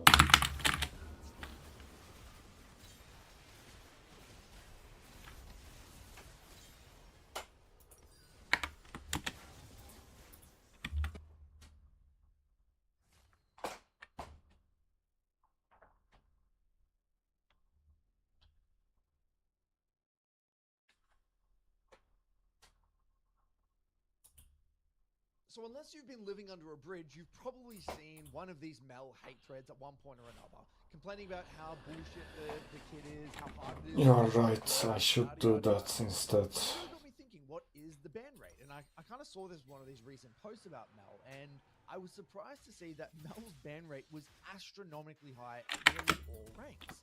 So I did some investigation and also noticed that the same 4 champions were basically banned at nearly all ranks. We've got Master Deer, Diamond, Platinum, and Gold, and we see kind of Zed, Mel, Yasuo, LeBlanc. And so, I was initially going to make a video specifically about Mel, really talking about why Mel is so misunderstood, but it really got me thinking, why not just cover these top 4 champions and really explore why is it that these champions have the highest ban rates across all servers? Ya vur şunu artık geri zekalı. So that's what this video is going to be all about. We're going to be solving these 4 champions and giving you hopefully a few different viewpoints or perspectives on why you may be struggling versus these 4 champions. So I want to kind of start by talking about the "you shall not pass" mindset. So there are many champions in the game that kind of I describe versing them as like being a mini game, right? They're not a standard archetypal champion like a standard archetypal control mage or a standard archetypal assassin or standard archetypal tank. They kind of fit in their own little niche where they may have elements of maybe a particular archetype, but they're quite unique in the way they express their champ's identity. These exist not only in mid lane, but all other roles like Shaco, Evelynn, Rengar, Twitch, Bard, Pyke, Alawi, Quinn, Yorick are just a few, right? They're just a few examples. And so if you enter a game and you don't really have the knowledge to deal with them, or you don't really know what their champ's identity is and what their game plan is, a lot of the time you're going to get annihilated, right? The punishment for lacking that knowledge is very, very severe. It's like if you're playing a mini game and you don't know the rules of that mini game, oftentimes you're not really going to have a lot of success. And so it's kind of this like "you shall not pass" kind of dynamic where you either have the knowledge and then you can pass the skill test and pass with flying colors, or you get slapped in the face and you're going back and you're losing that LP. And so Zed, Mel, LeBlanc, Yasuo are all in some way, shape, or form, obviously to differing degrees, elements of minigame champions. Maybe abilities of this, maybe certain abilities a little bit more minigame oriented than others. We'll get into that in a second, but I want to explore this concept a little bit more through the lens of Yasuo. So minigame time featuring Yasuo. Now Yasuo is a very unique champion in the sense that regardless of what Yasuo is versus, you are basically able to do the exact same thing with because Yasuo is a stat stick, right? He's going to win the war of attrition most of the time. He's going to use E through those minions to close the gap for trades. He's going to have complete wave control, by the way. Hoş He's going to be able to stack geldiniz. two off minions to create threat. He's got no mana, so he can spam abilities. He's going to use wind wall to block those key abilities. He's going to abuse his strong early lane to create leads and control the wave and create positive scenarios. So it doesn't matter about, you know, if Yasuo's versing an Echo, an Ori, a Hwei, Ari, whatever. He's basically doing the exact same thing, and there's nothing you can do about it for the most part. It's on Yasuo to mess up, and it's on you to maybe capitalize on those windows. But if the Yasuo is competent, it's really up to you to just weather the storm and play his game. That's really what is very annoying about Yasuo. This is why I genuinely believe that Yasuo is one of the best bans in the entire game for most mid laners, because you're not able to do you're not playing your game anymore.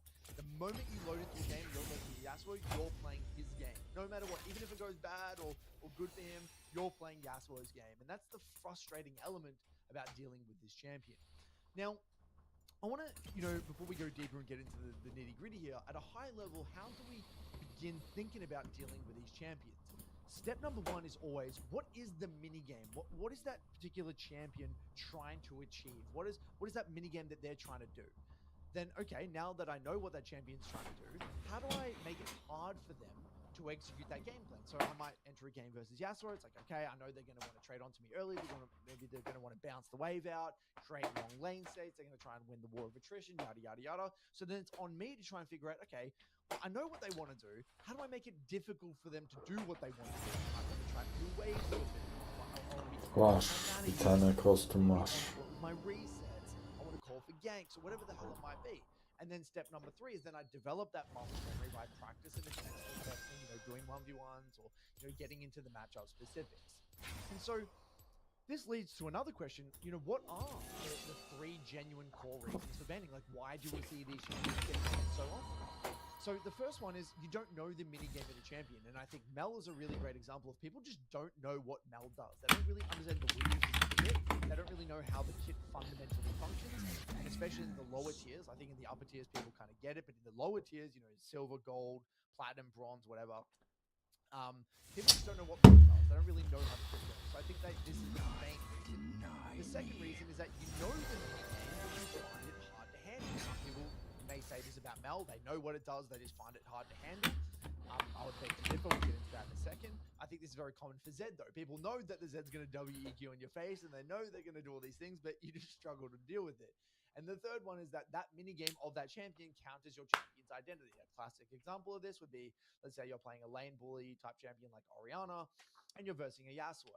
Well, this really sucks because as an Orianna, you know, for the most part, my champ's identity is to get a lead early. I want to, you know, not necessarily get a lead early, but I would say pressure my lane opponent, isolate the 1v1, ward and lean, you know, yada, yada, yada. But Yasuo fundamentally counters that because I can't get lane control. I'm not going to be able to, you know, win the war of attrition. I'm going to get slowly chipped down. And so Yasuo, you would find he does counter a lot of people's underlying champ identity or champion reference points, hence why he is such a good ban for a lot of champions. Now, there are some additional reasons to ban champions. These are just slightly less related to this particular video I'm making because we're going to be a little bit more focused on the lane phase. But the first of which is you can handle the champions in the lane, just not in the mid game. And this is a very common reason to ban, particularly for a champion like Yasuo, where you may be able to handle it in the lane, you can minimize, but mid game it's going to be a bit of a nuisance in the side lane. And this is why, even for me, I like banning Yasuo because I don't really play a lot of champions that can deal with Yasuo in the side lane. Another common reason is you find that particular champion creates particular game states that aren't really good for your champion. Another way of framing this would be that, again, that particular champion, again, it's okay. You can kind of handle it, but it creates scenarios that your champ's identity, your champ's reference points don't really align with. An example of this would be Galio. Galio can create particular game states, and not every champion can kind of deal with that. And the other one here is your pool just doesn't have an answer, right? You know, may do okay into it, but just in general, and you may even have all the knowledge to deal with it, but your champion pool that you're currently running doesn't really deal well with it. And there's no problem with that. That's completely viable. All of these are completely viable, you know, reasons to ban champions. I just wanted to kind of air it out and make it very obvious that there are additional reasons. Now, what we're going to be doing now is going through a few different lane phases and as well as getting into the details of these kind of matchups through the lens of Ari. Now, I chose Ari because it's a relatively archetypal champion. It kind of does struggle into a lot of these champions, so it really allows me to kind of get into the weeds of the lane phase. Now, again, we're not going to be covering how to deal with the champions, holistically in the game because there's obviously a lot of things. But hopefully you can step away from this game, at least having, or step away from this video, sorry, having a little bit more clarity, specifically within the first 8 to 12 minutes. So I want to start by talking about Mel, some of the Açmadım, major errors kapattım. and things that people need to understand about dealing with this champion. So Mel's W neutralizes certain lanes, right? So for example, Ari, Zoe, Aurora, some of these kind of mid to low range champions, she does objectively quite well into, especially in the lower tiers. So what happens though in the lower tiers, specifically below Emerald, the Aris and Zoes of the world will keep trying to kill the Mel instead of just simply playing for the wave.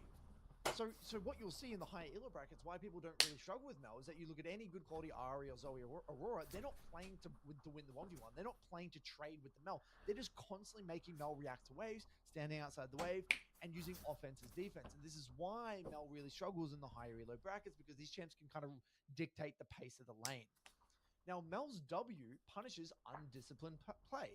If you're not patient and you're not patient around your ability usage, she can get a game-changing reflect. And typically in the lower elo brackets, people are very undisciplined. They can't help themselves from doing things, and they will end up just rushing an ability and let Mel get an incredibly valuable reflect. Again, I would say it's probably more common in the lower elo brackets, but it is inherently just common in solo queue in general. People struggle with the feeling of not doing something or saying no in league. Mel can be one of those champions where she fundamentally blocks you from doing something. She might control a choke point, or she may be holding that reflect. And so maybe, just maybe, the best play in a particular moment is to ignore her or play away from her, or just shove the move and not interact, or just shove and get a reset. But people really struggle with this idea of not doing something, because Mel really struggles moving into the mid game. And so a lot of the time, if you just go even with Mel, you're going to win the mid game because Mel can't really function in the mid game. She can't function in the side lane. Mel's R damage is unintuitive. People don't realize she gets more damage the more damage she deals, so people extend trades and allow her R to stack. I would say this is more just not understanding her minigame, not really understanding how her kit works, which is kind of unintuitive for a mage.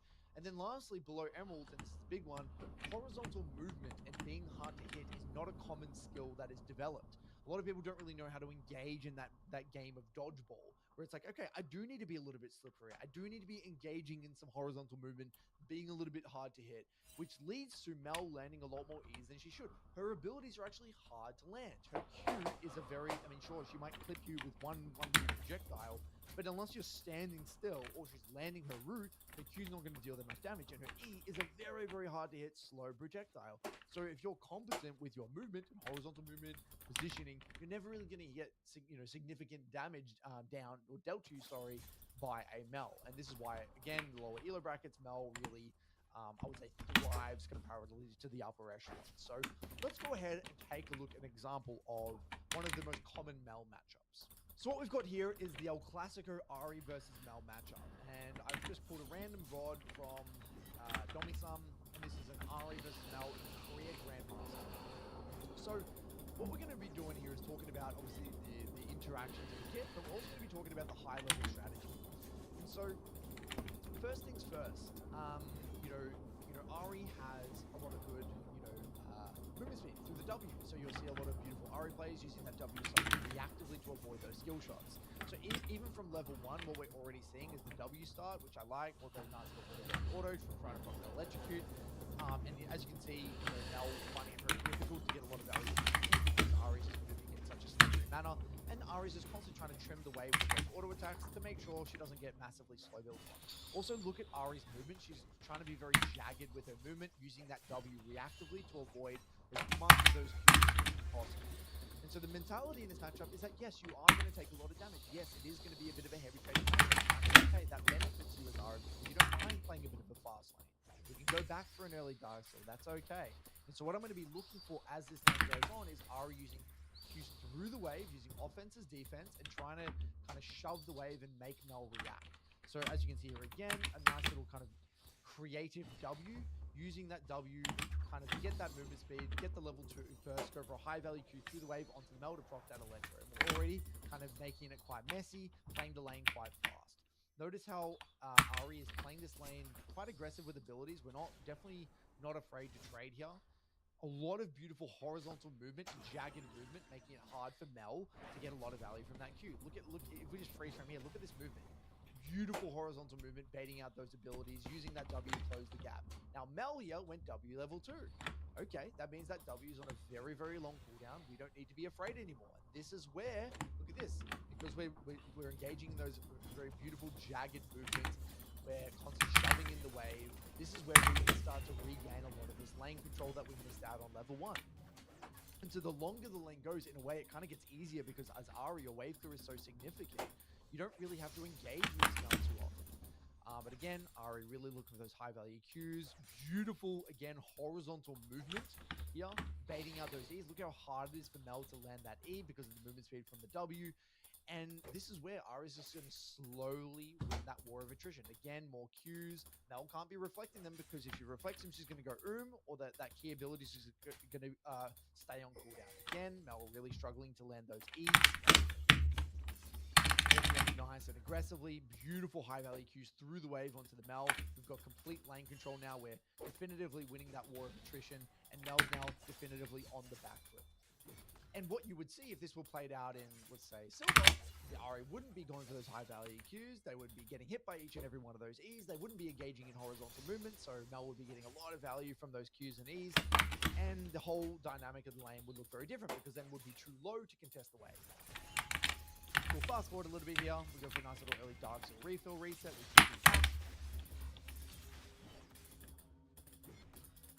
Beautiful. And so what I'm going to be looking for again here is nice little reactive W's. Beautiful horizontal movement to avoid those E's. Constantly moving in a lot of jagged directions, being hard to hit, playing that game of dodgeball. We get that reflect out from Mel nice and early here. We're never standing still. And honestly, I think Ari could be doing a slightly better job of making sure the Qs are hitting through the entire wave. I think we could, obviously we're not at our wave clip breakpoint yet, but still nonetheless, the more we can make this Mel react to the wave, the easier our life is going to be. Nice. And remember, as an Ari, we have significantly better 2v2 threat and, skirmishing in the river, right? As soon as we get that level 6, that's when we're going to be able to, get work done with our jungler. So I like what Ari does here as well. Notice how the patience on the ability usage. Doesn't go for any wild charms. He's not trying to coin flip any random ability usage. And the Mel actually panicked with the W there, probably anticipating the charm. But this Mel, stayed resolute, didn't focus. Sorry, this Ari stayed resolute, didn't rush any abilities and was able to kind of bait out that Mel W. And again, using offense as defense. And we do get clipped by that EQ. And take a look at that. Look how much of a difference it makes. When you get hit by that E and you get Q'd like that, that's where the lane gets really tricky. So as an Ari, if you find yourself in this sort of scenario where you are getting clipped, you really want to make sure you're being quite proactive with your reset. So what I'd be looking for here from an Ari perspective is maybe even looking for just a Q through the wave into a tempo reset. You can do that. Mel's trying to get in our face. That's okay. Ari's having to be a little bit respectful here, knowing that she got clipped by that ability before. So, it is what it is. That's suffering the consequences. And remember, this is traditionally even a counter pick. So if we're going even into a Mel, you're very, very, very happy. Because again, moving into mid game, your life is going to be significantly easier. Okay, so I think this play here is quite creative. I think Ari probably realized Mel's too far up in the lane. She can get a lot of value from that R to close the gap. And then Mel had to burn flash down. We get a beautiful little bit of pressure relief. Now, an argument could be made, honestly, if I'm being a little bit nitpicky, for Ari just to Q this wave, W it, insta-reset on the cannon. I think that would be probably arguably a little bit more aligned with Ari's identity. But Ari chose to go for the aggressive R and burn the Mel flash. And that's personal preference at the end of the day. So we'll fast forward a little bit here. We go for a nice little reset again. And again, this is what we're really looking for as an Ari. We're typically looking for these sorts of skirmishes. And this is where our champion thrives a little bit more than Mel. we're kind of getting into the weeds here where Ari doesn't have R, so she's trying to struggling a little bit. But the longer the lane goes, we'll fast forward a little bit.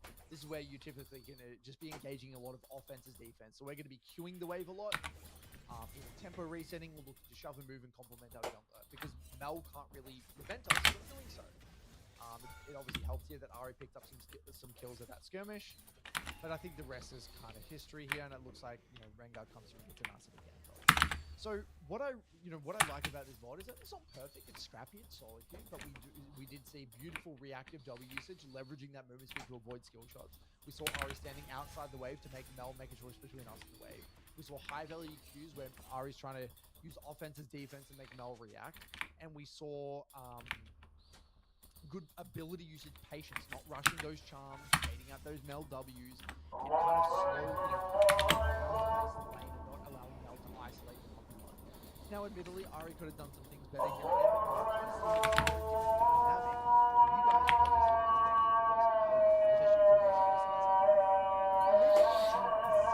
You guys are obviously so your ability to deal with Zed largely depends on your confidence and avoiding the WEQ combo.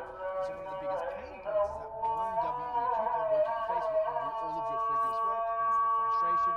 This is where poison patience is crucial. So typically what you see in a lot of these games versus Zed, they do well, doing really well, and then all that happens is that Zed lands one really good WEQ, especially later on, maybe level 7, level 8, it undoes all of that beautiful work. And our versus Zed loses that poison patience, flustered,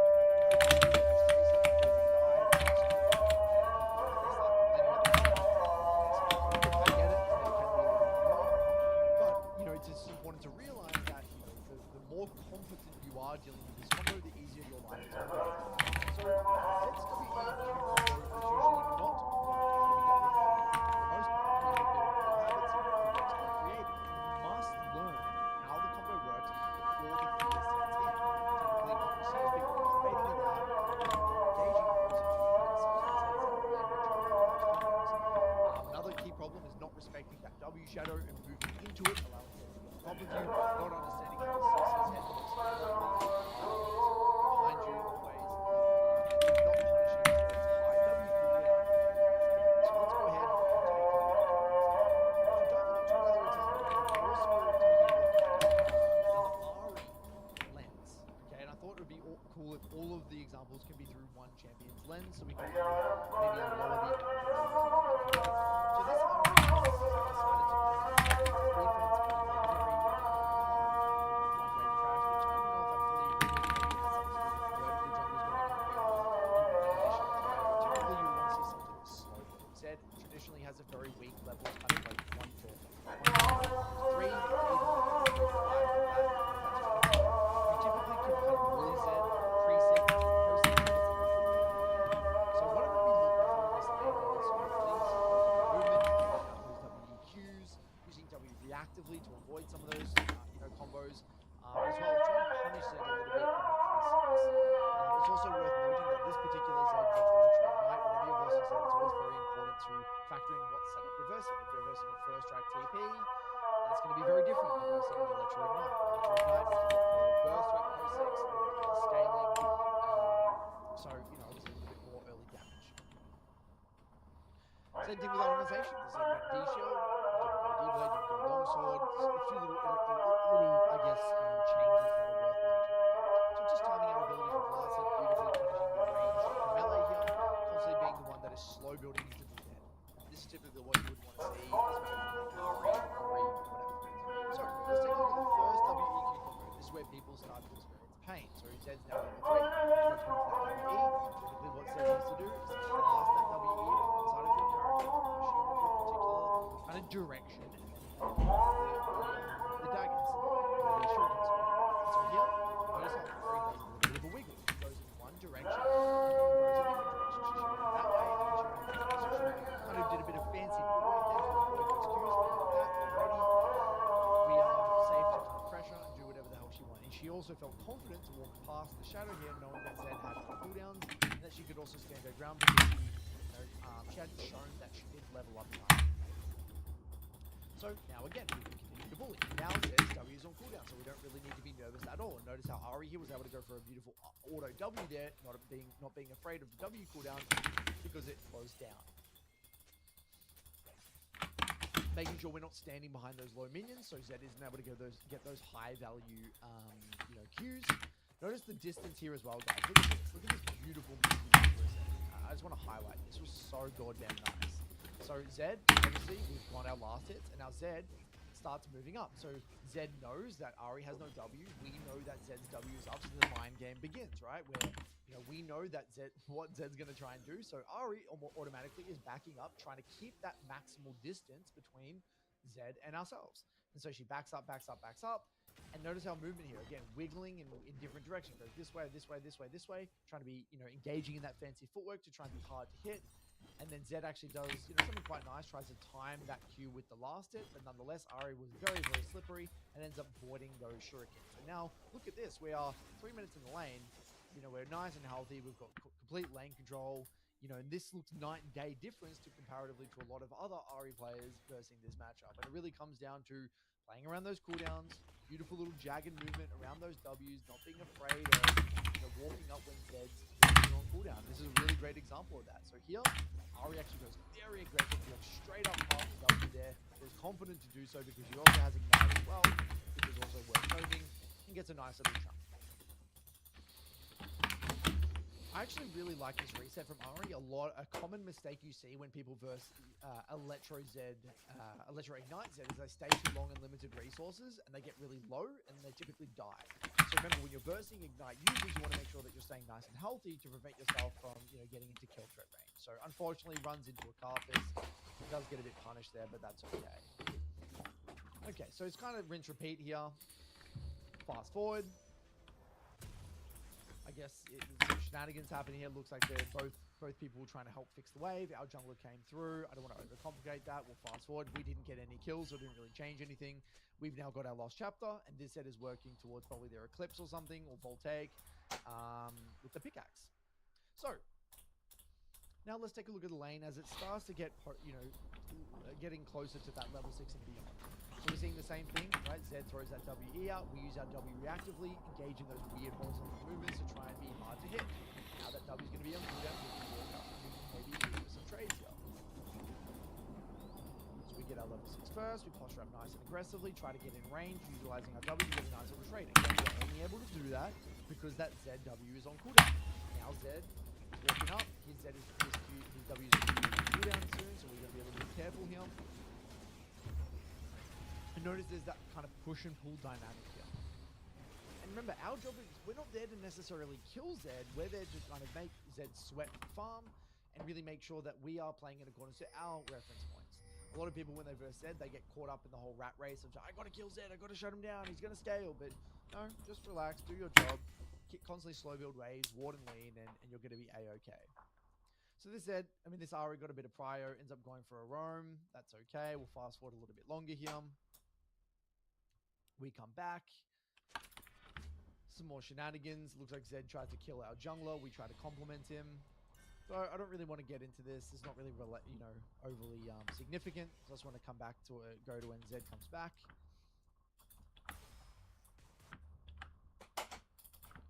Okay, so it looks like we have to burn out our defensively. This is where people do find themselves being in a bit of a sticky scenario. When we don't have our mobility available, people get a little bit scared, and that's okay. You may have to sack a bit of prior. You might have to be a little bit more conservative when your R is down. That's okay. So now that we have no R, we'll be interested to see how this Ari plays it. And remember, as Ari specifically, your major reference point is to get to your wave clear breakpoint, typically around level 8, level 9, whereby you're going to be popping those waves and not really interacting as much. And notice how Ari here does a really good job of just keeping space for that cannon, holds that charm reactively, keeps distance well away from that shadow, and then goes for a nice little preemptive recall to stay nice and healthy. And now, by this time in the lane, Zed's going to be trying to shove and move. We're also going to be shoving and moving. And typically, there's not really going to be a ton of interaction at this stage for lane. So, what we can take away from this, and what I guess some of the key differences are. again, beautiful reactive W usage here for the movement speed, even if you're not playing Ari though. Again, those jagged horizontal movements when Zed's going for those WEQs, really making sure we're anticipating those WEQs by trying to keep that distance, you know, paying a lot of close attention to Zed's W cooldown. Hi, and really making welcome. it hard for him to land it. And when that W My day is doing fine, thanks.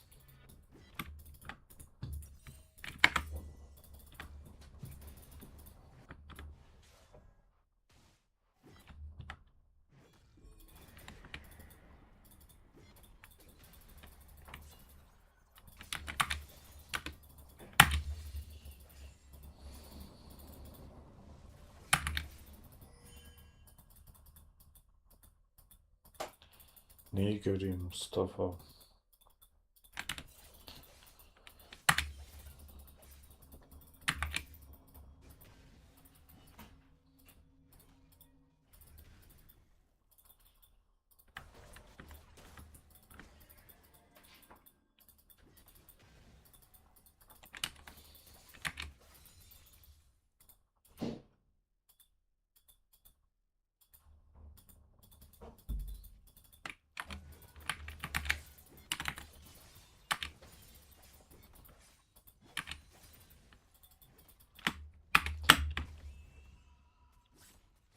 Tam eşya unutmuşsun. 1000 defa falan söyledim.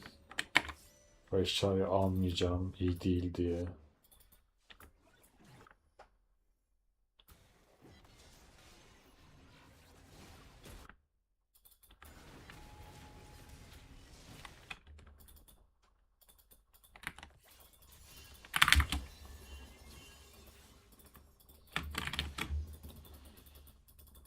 Don't start early.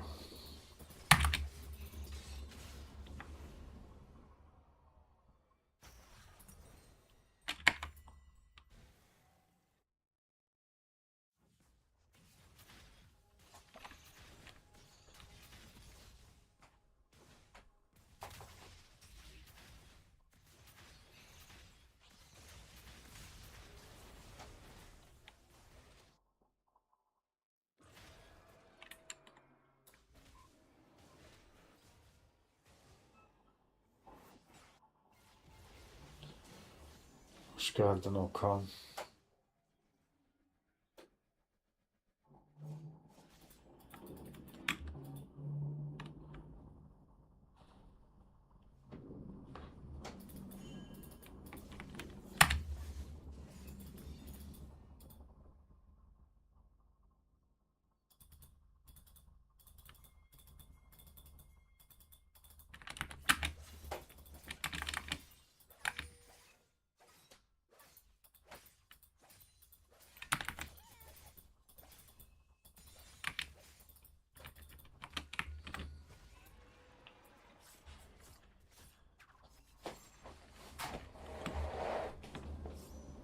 Allah bugün hiç iyi gitmedi ya. Tüm oyunları kaybettik neredeyse.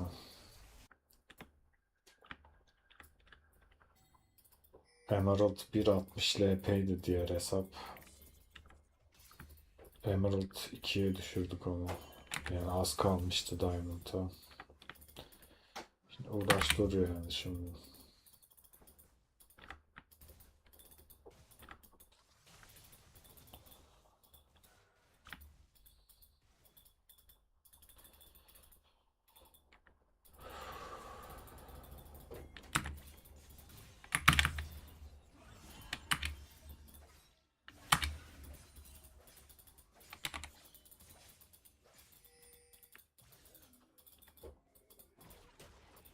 Tüm ilerlememizi kaybettik yine. O kadar uğraşmıştık.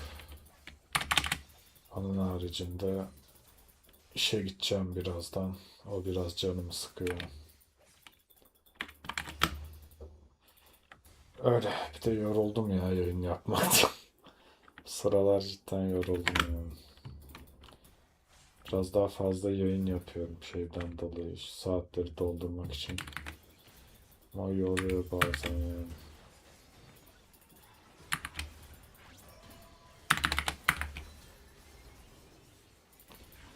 Adamın tipi kefte ne ya? Yani yediğim CC 15 saniye. Adamlar tüm ultileri bana atıyorlar. Bu salaklar hiçbir işe yaramıyor. Kaç tane skill yedim orada ya. Yani hiçbir şey yapamıyorlar ya. Tam mid salmadı bana. Neyse işte.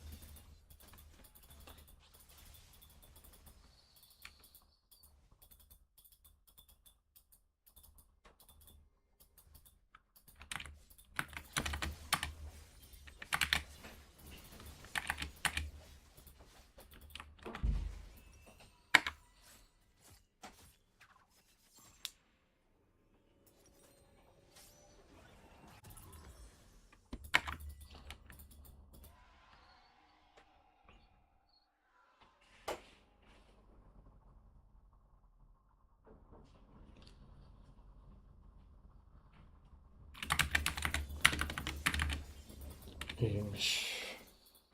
Para kazanmaya başladın demek genç yaşta.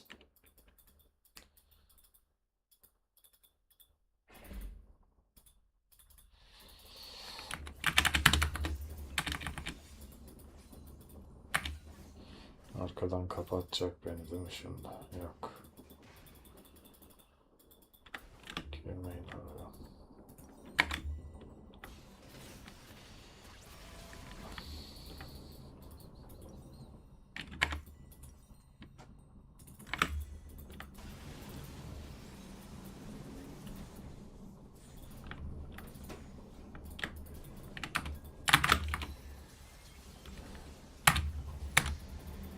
O kadar çok fitlemişsiniz, adamı zor kestim ya. Ne yapacağız bunu?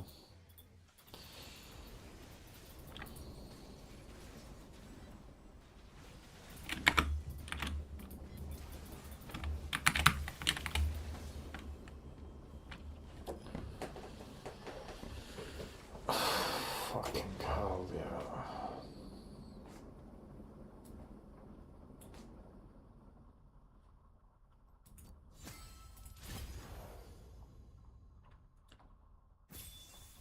Ne yapabilirim ki bu mesela yani? 60 hasar.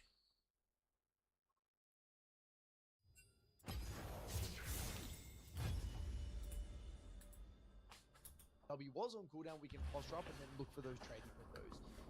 And then we also saw, I guess later on, or earlier on, sorry, a lot of harassing. Ben çocukken sapan yapmıştım. Dondurma çubuklarından satıyordum. Herkes alıyordu. Bayağı sağlam para kazanıyorduk.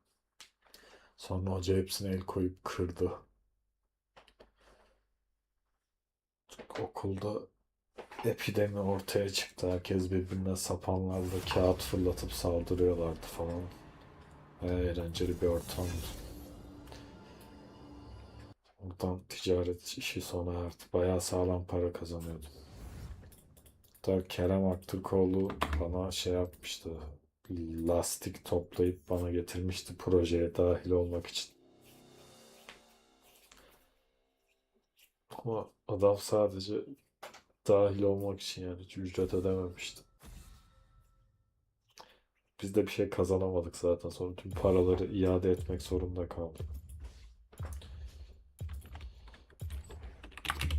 Kötü olay.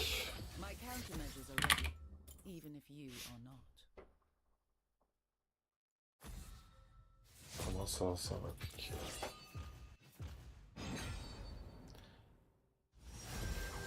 The unseen blade is the deadliest.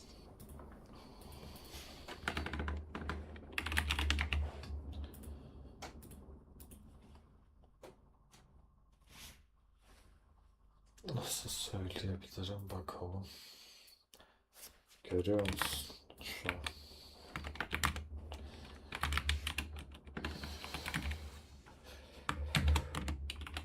Bu şekilde.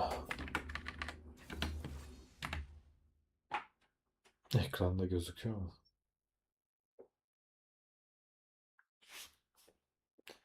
Karşımda Çogat mı var yoksa ya?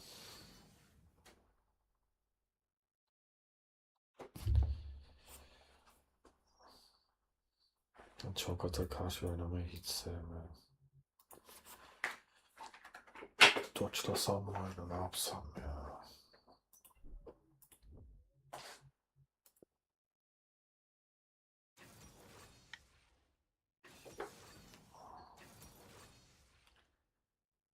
Çogat değil mi?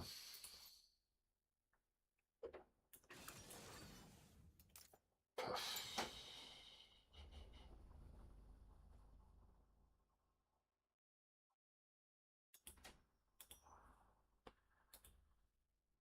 Kurban T-Plate Hydra.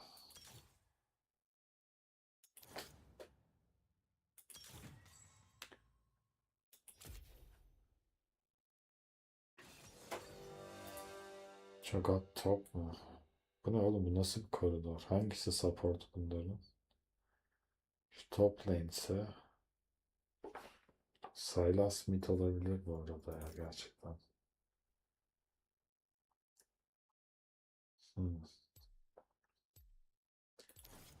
Bilemedim ya. Şöyle gir o zaman.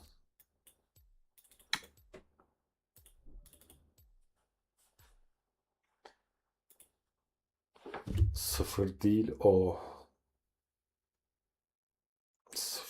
Sıfırları başkası kullanmış.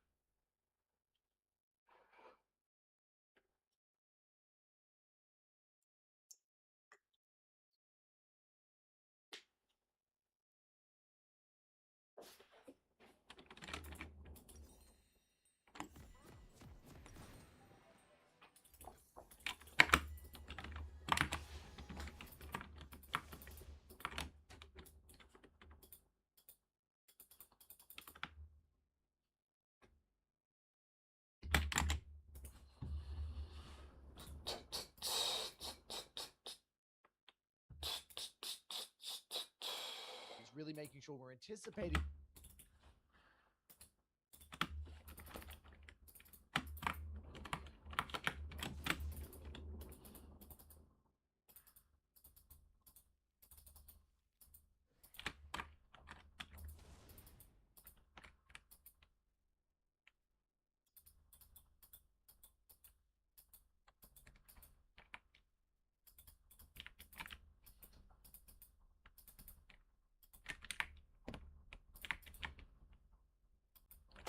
Okey, iyi yolculuklar.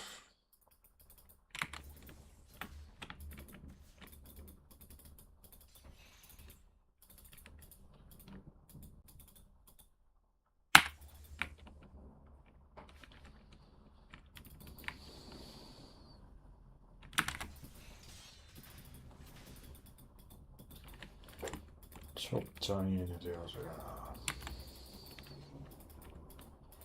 O iti yememeliydim.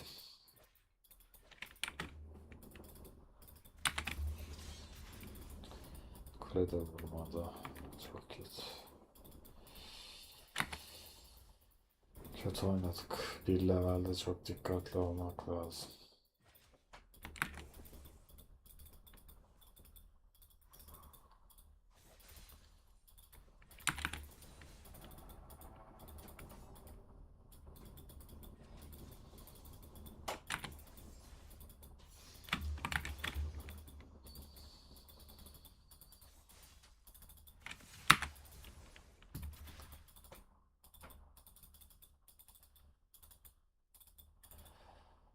Ne yaptı lan? Base mi atacak? Atma base.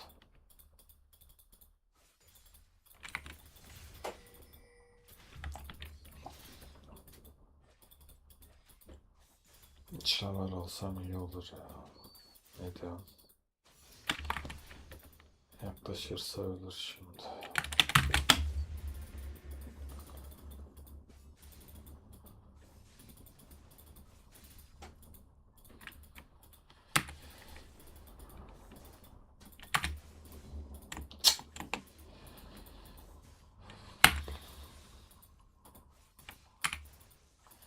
Oğlum niye farm yapamıyorum ya? Başlayacağım ama.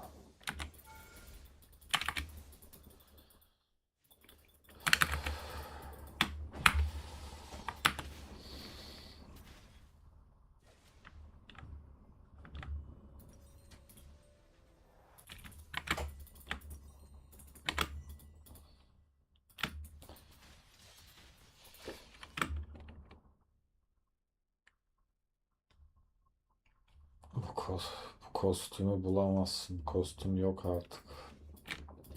Bir tane Discord kanalı vardı. Türk bir LoL Skins diye.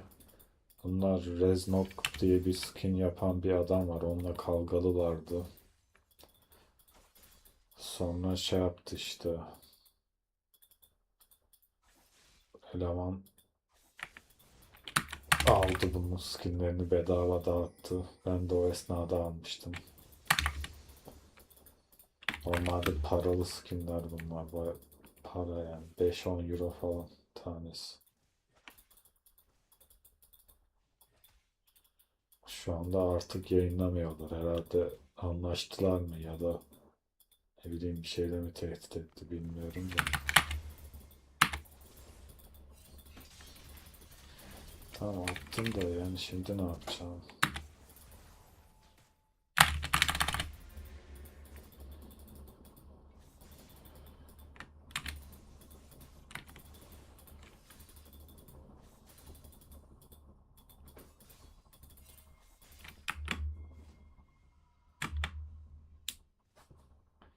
Fena değil ya ben.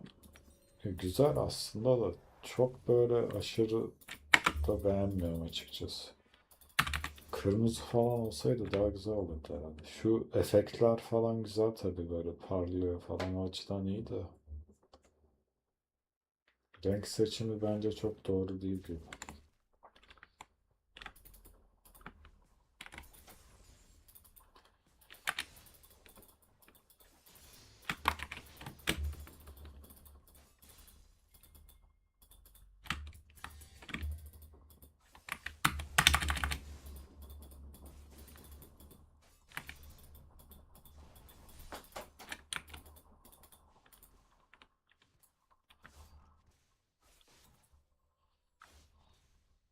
Niye bıraktı bu mid lane'i?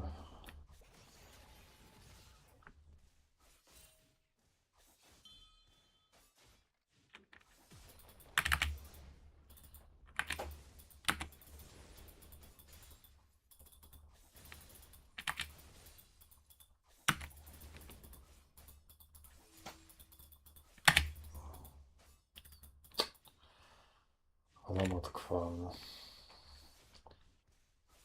Oyunu sattı ya adam direkt. 20 farmı var. Bir kez daha ölmüş botta. Kule kaybediyor. Plate kaybediyor. Teleportu falan da yok.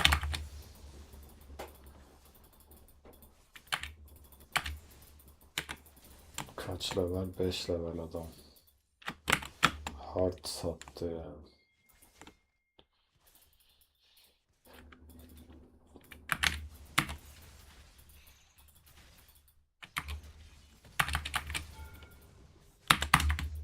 Ya mamam niye bitiyor ama ya. Canı görüyor musun? Adamın canı o kadar az ki. Aynen. Bunu yaparsan ölürsün. Geri zekalı. Nasıl bir mantık ya. Adam çok çok kötü. Riot herhalde arka arkaya kaybedince bana bu tarz adamlar vermeye başladı yani.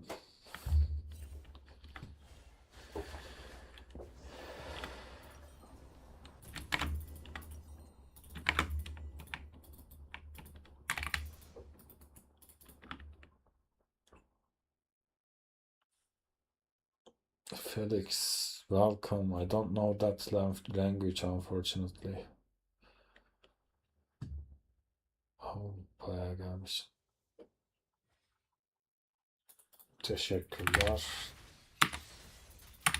Ne yapıyorsun oğlum sen? Ne yapıyorsun? Sen güçlü müsün amına koyayım?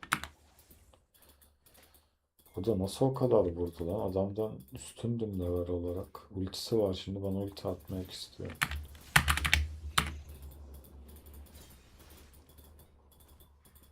Allah Allah. Ben alırım burayı sen gelme. Oğlum siktir git amına koyayım işte. Senin ben ona gideceğim ben de bunun şeylerini çalacağım.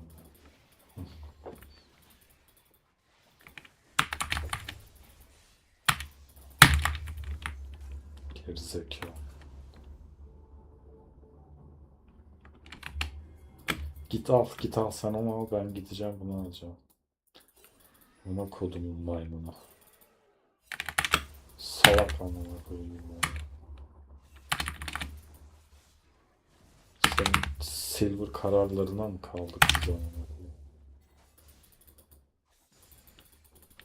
Gerizekalı. Sanki oyunu biliyor da gelip bana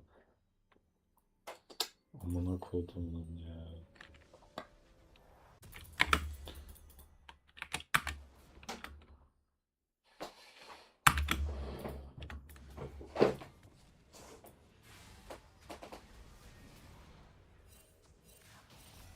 Ha. Aman da alsaydınız.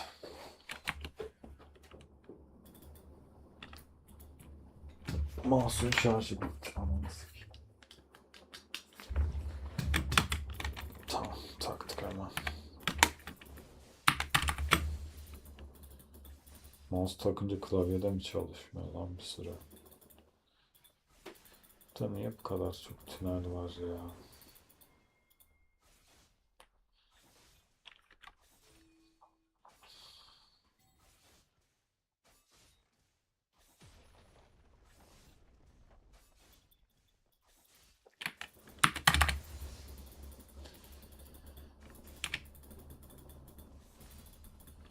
Sylas niye bir de gelmiyor bir açıklayayım. Tam salak herhalde. Gebersin amına koydum ya. Siktir git. Ölmedi. Kest.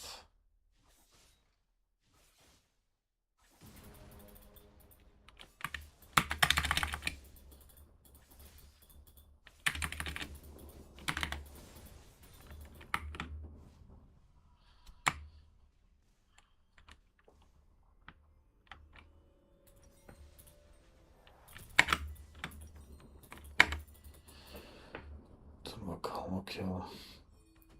Evet kırmızı güzel oldu. Oh evet. Set okey. Enerji ürünü mü? O nedir bilmiyorum.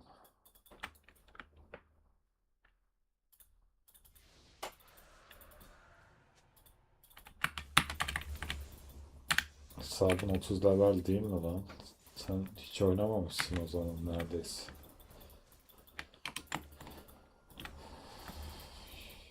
Şimdi gidip kurtlarını alacak herhalde. Girsem neyse gerek yok.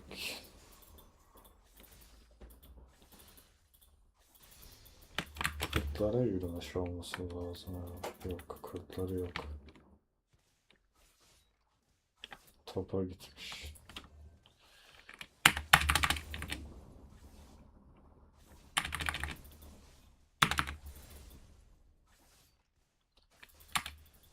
Holy shit. Çok HP kaybettik ya. Sylas oyunu satıyor direkt ya. Adam 7 level amına koyayım.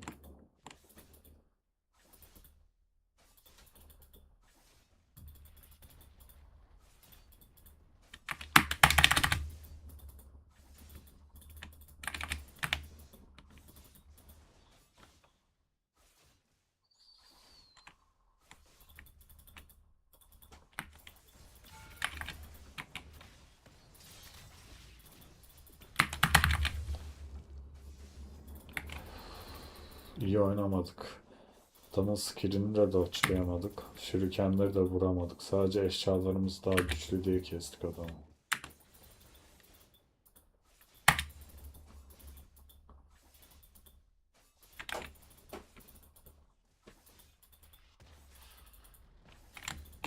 Bana gelen vardır herhalde. Öleceğim burada çünkü çok ittirdim ya.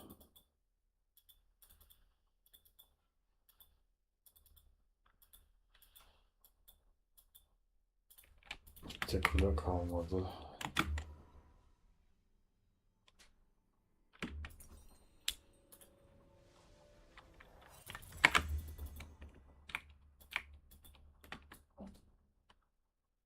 Tipe bak.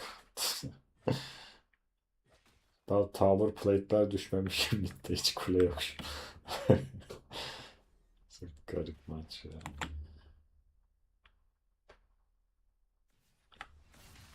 Tamam sen buraya ne yapmaya geldin?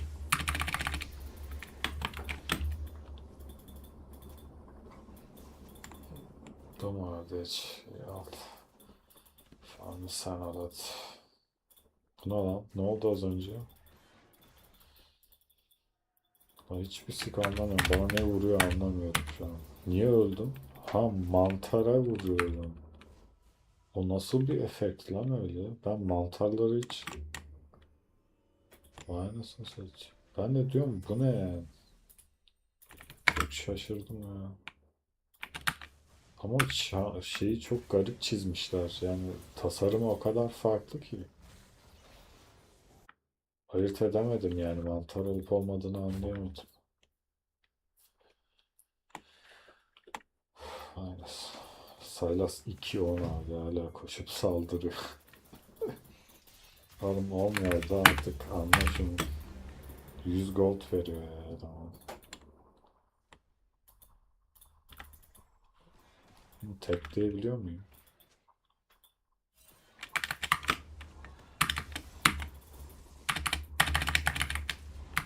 Evet.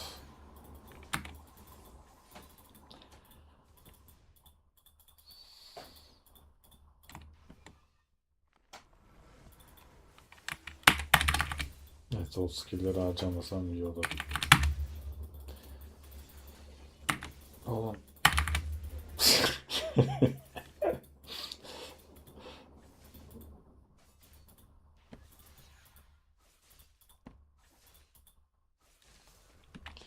Lol. Saat kaç? 7:11. Hızlı bitti ya.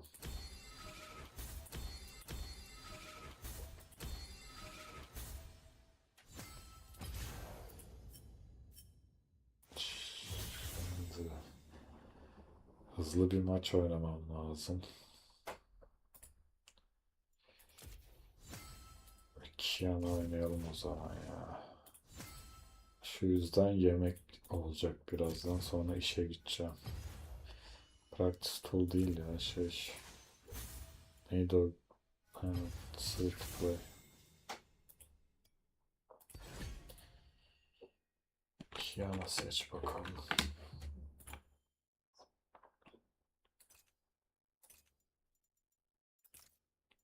Tamam, elektrik yok, Kiana olsun. Sen orman mı? Toplayın Kiana. Toplayın Kiana ama şey olacak. Yenilmez.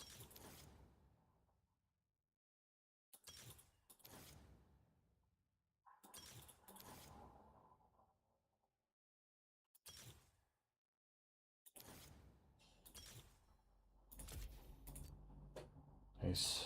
Kozmetik var mı bunda? Yok. Ki ara bak. Ben de chat'e okuyayım.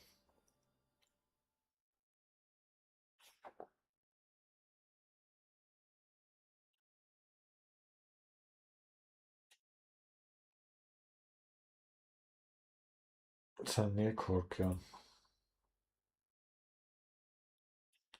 Eravus'ta karşısın. Mantıklı.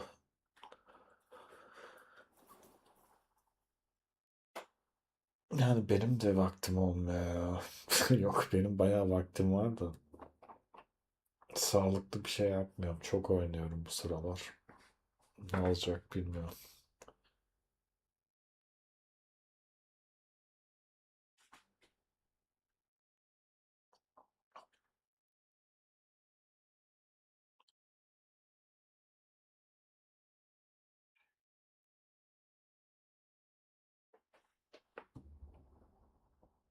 Enerji ürünü ne bilmiyorum açıkçası. Elektrocute'u mu diyorsun?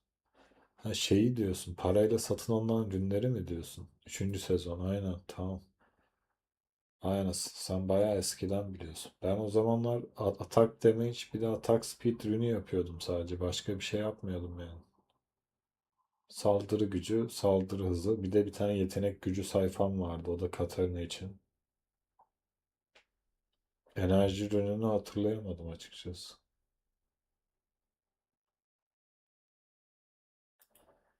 Ya eskiden çok saçmaydı ya. Benim bir arkadaşım var. O da Poppy ile Diamond'da mı ne çıkmış?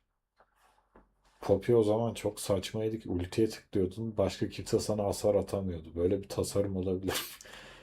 Ya o kadar kötü şampiyonlar vardı ki eski. Maokai eskiden çok aptal bir şampiyondu. Beleş win alıyordun falan. Çok çok çirkin şampiyonlar vardı eskiden yani. Bayağı çirkin şampiyonlar var. Anıl benden büyük ya. Aynısı.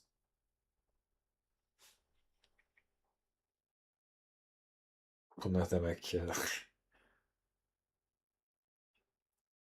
Teşekkürler.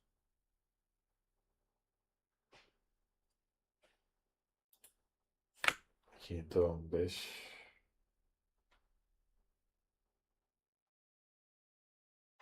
Ama bu Switch Play yetişmeyecek mi yoksa ya?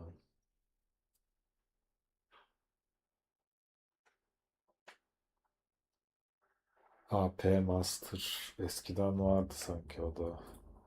Artık yok.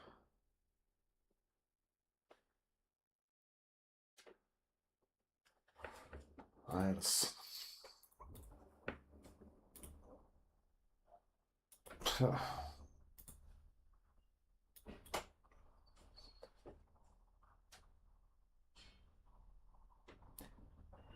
Diye 16. Bir dakika, sırsa 7-36.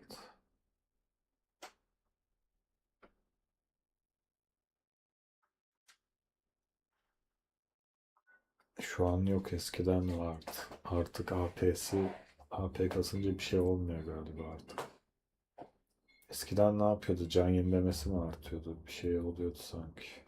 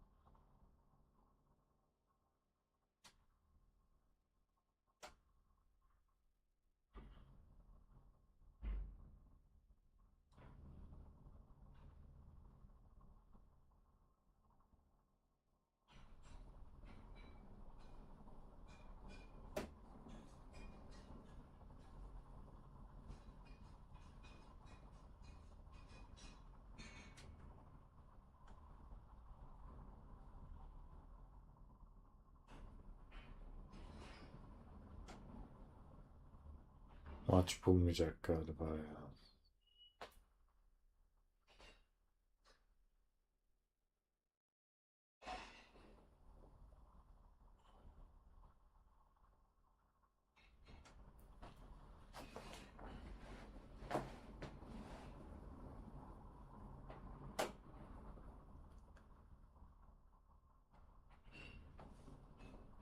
AP eş hala var galiba değil mi? Ultiye basınca zınk diye yapıştırıyor. Tek atıyor yani.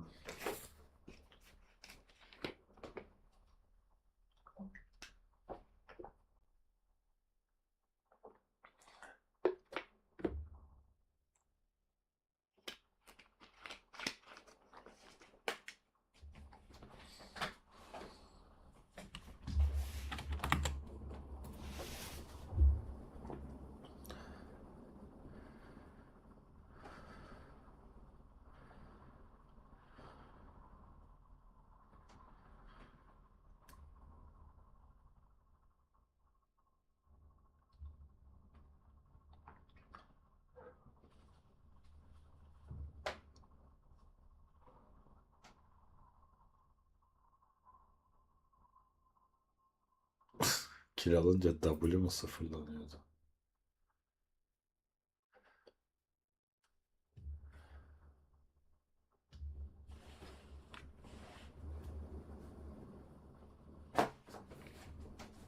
Evet.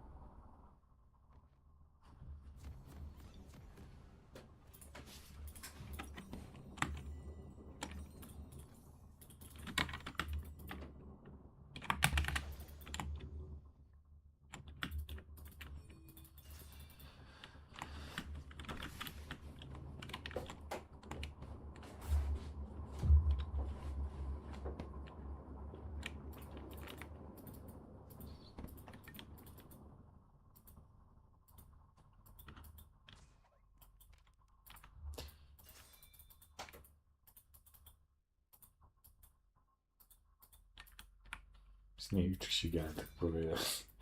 3 kişi nasıl geleceğiz adam?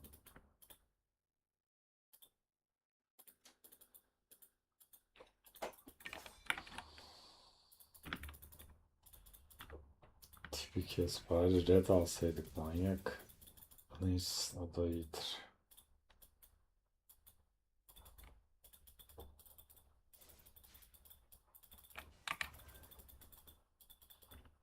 Vuramadım beynine iyi mi?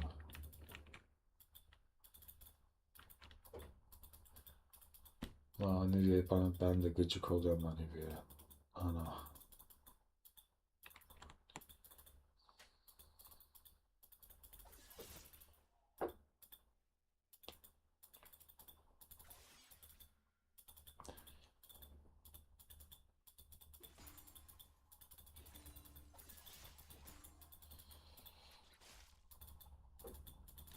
Ya.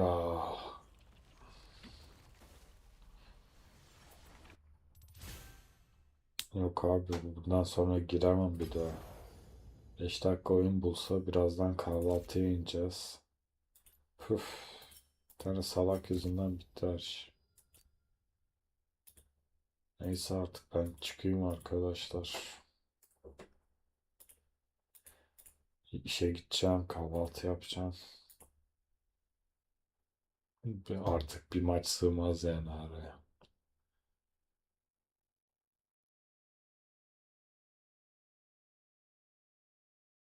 Evet, Anivia bence de çok gıcık bir şampiyon.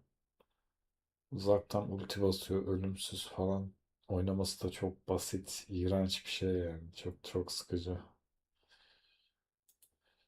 Evet katılıyorum. Çok çirkin şampiyonlar.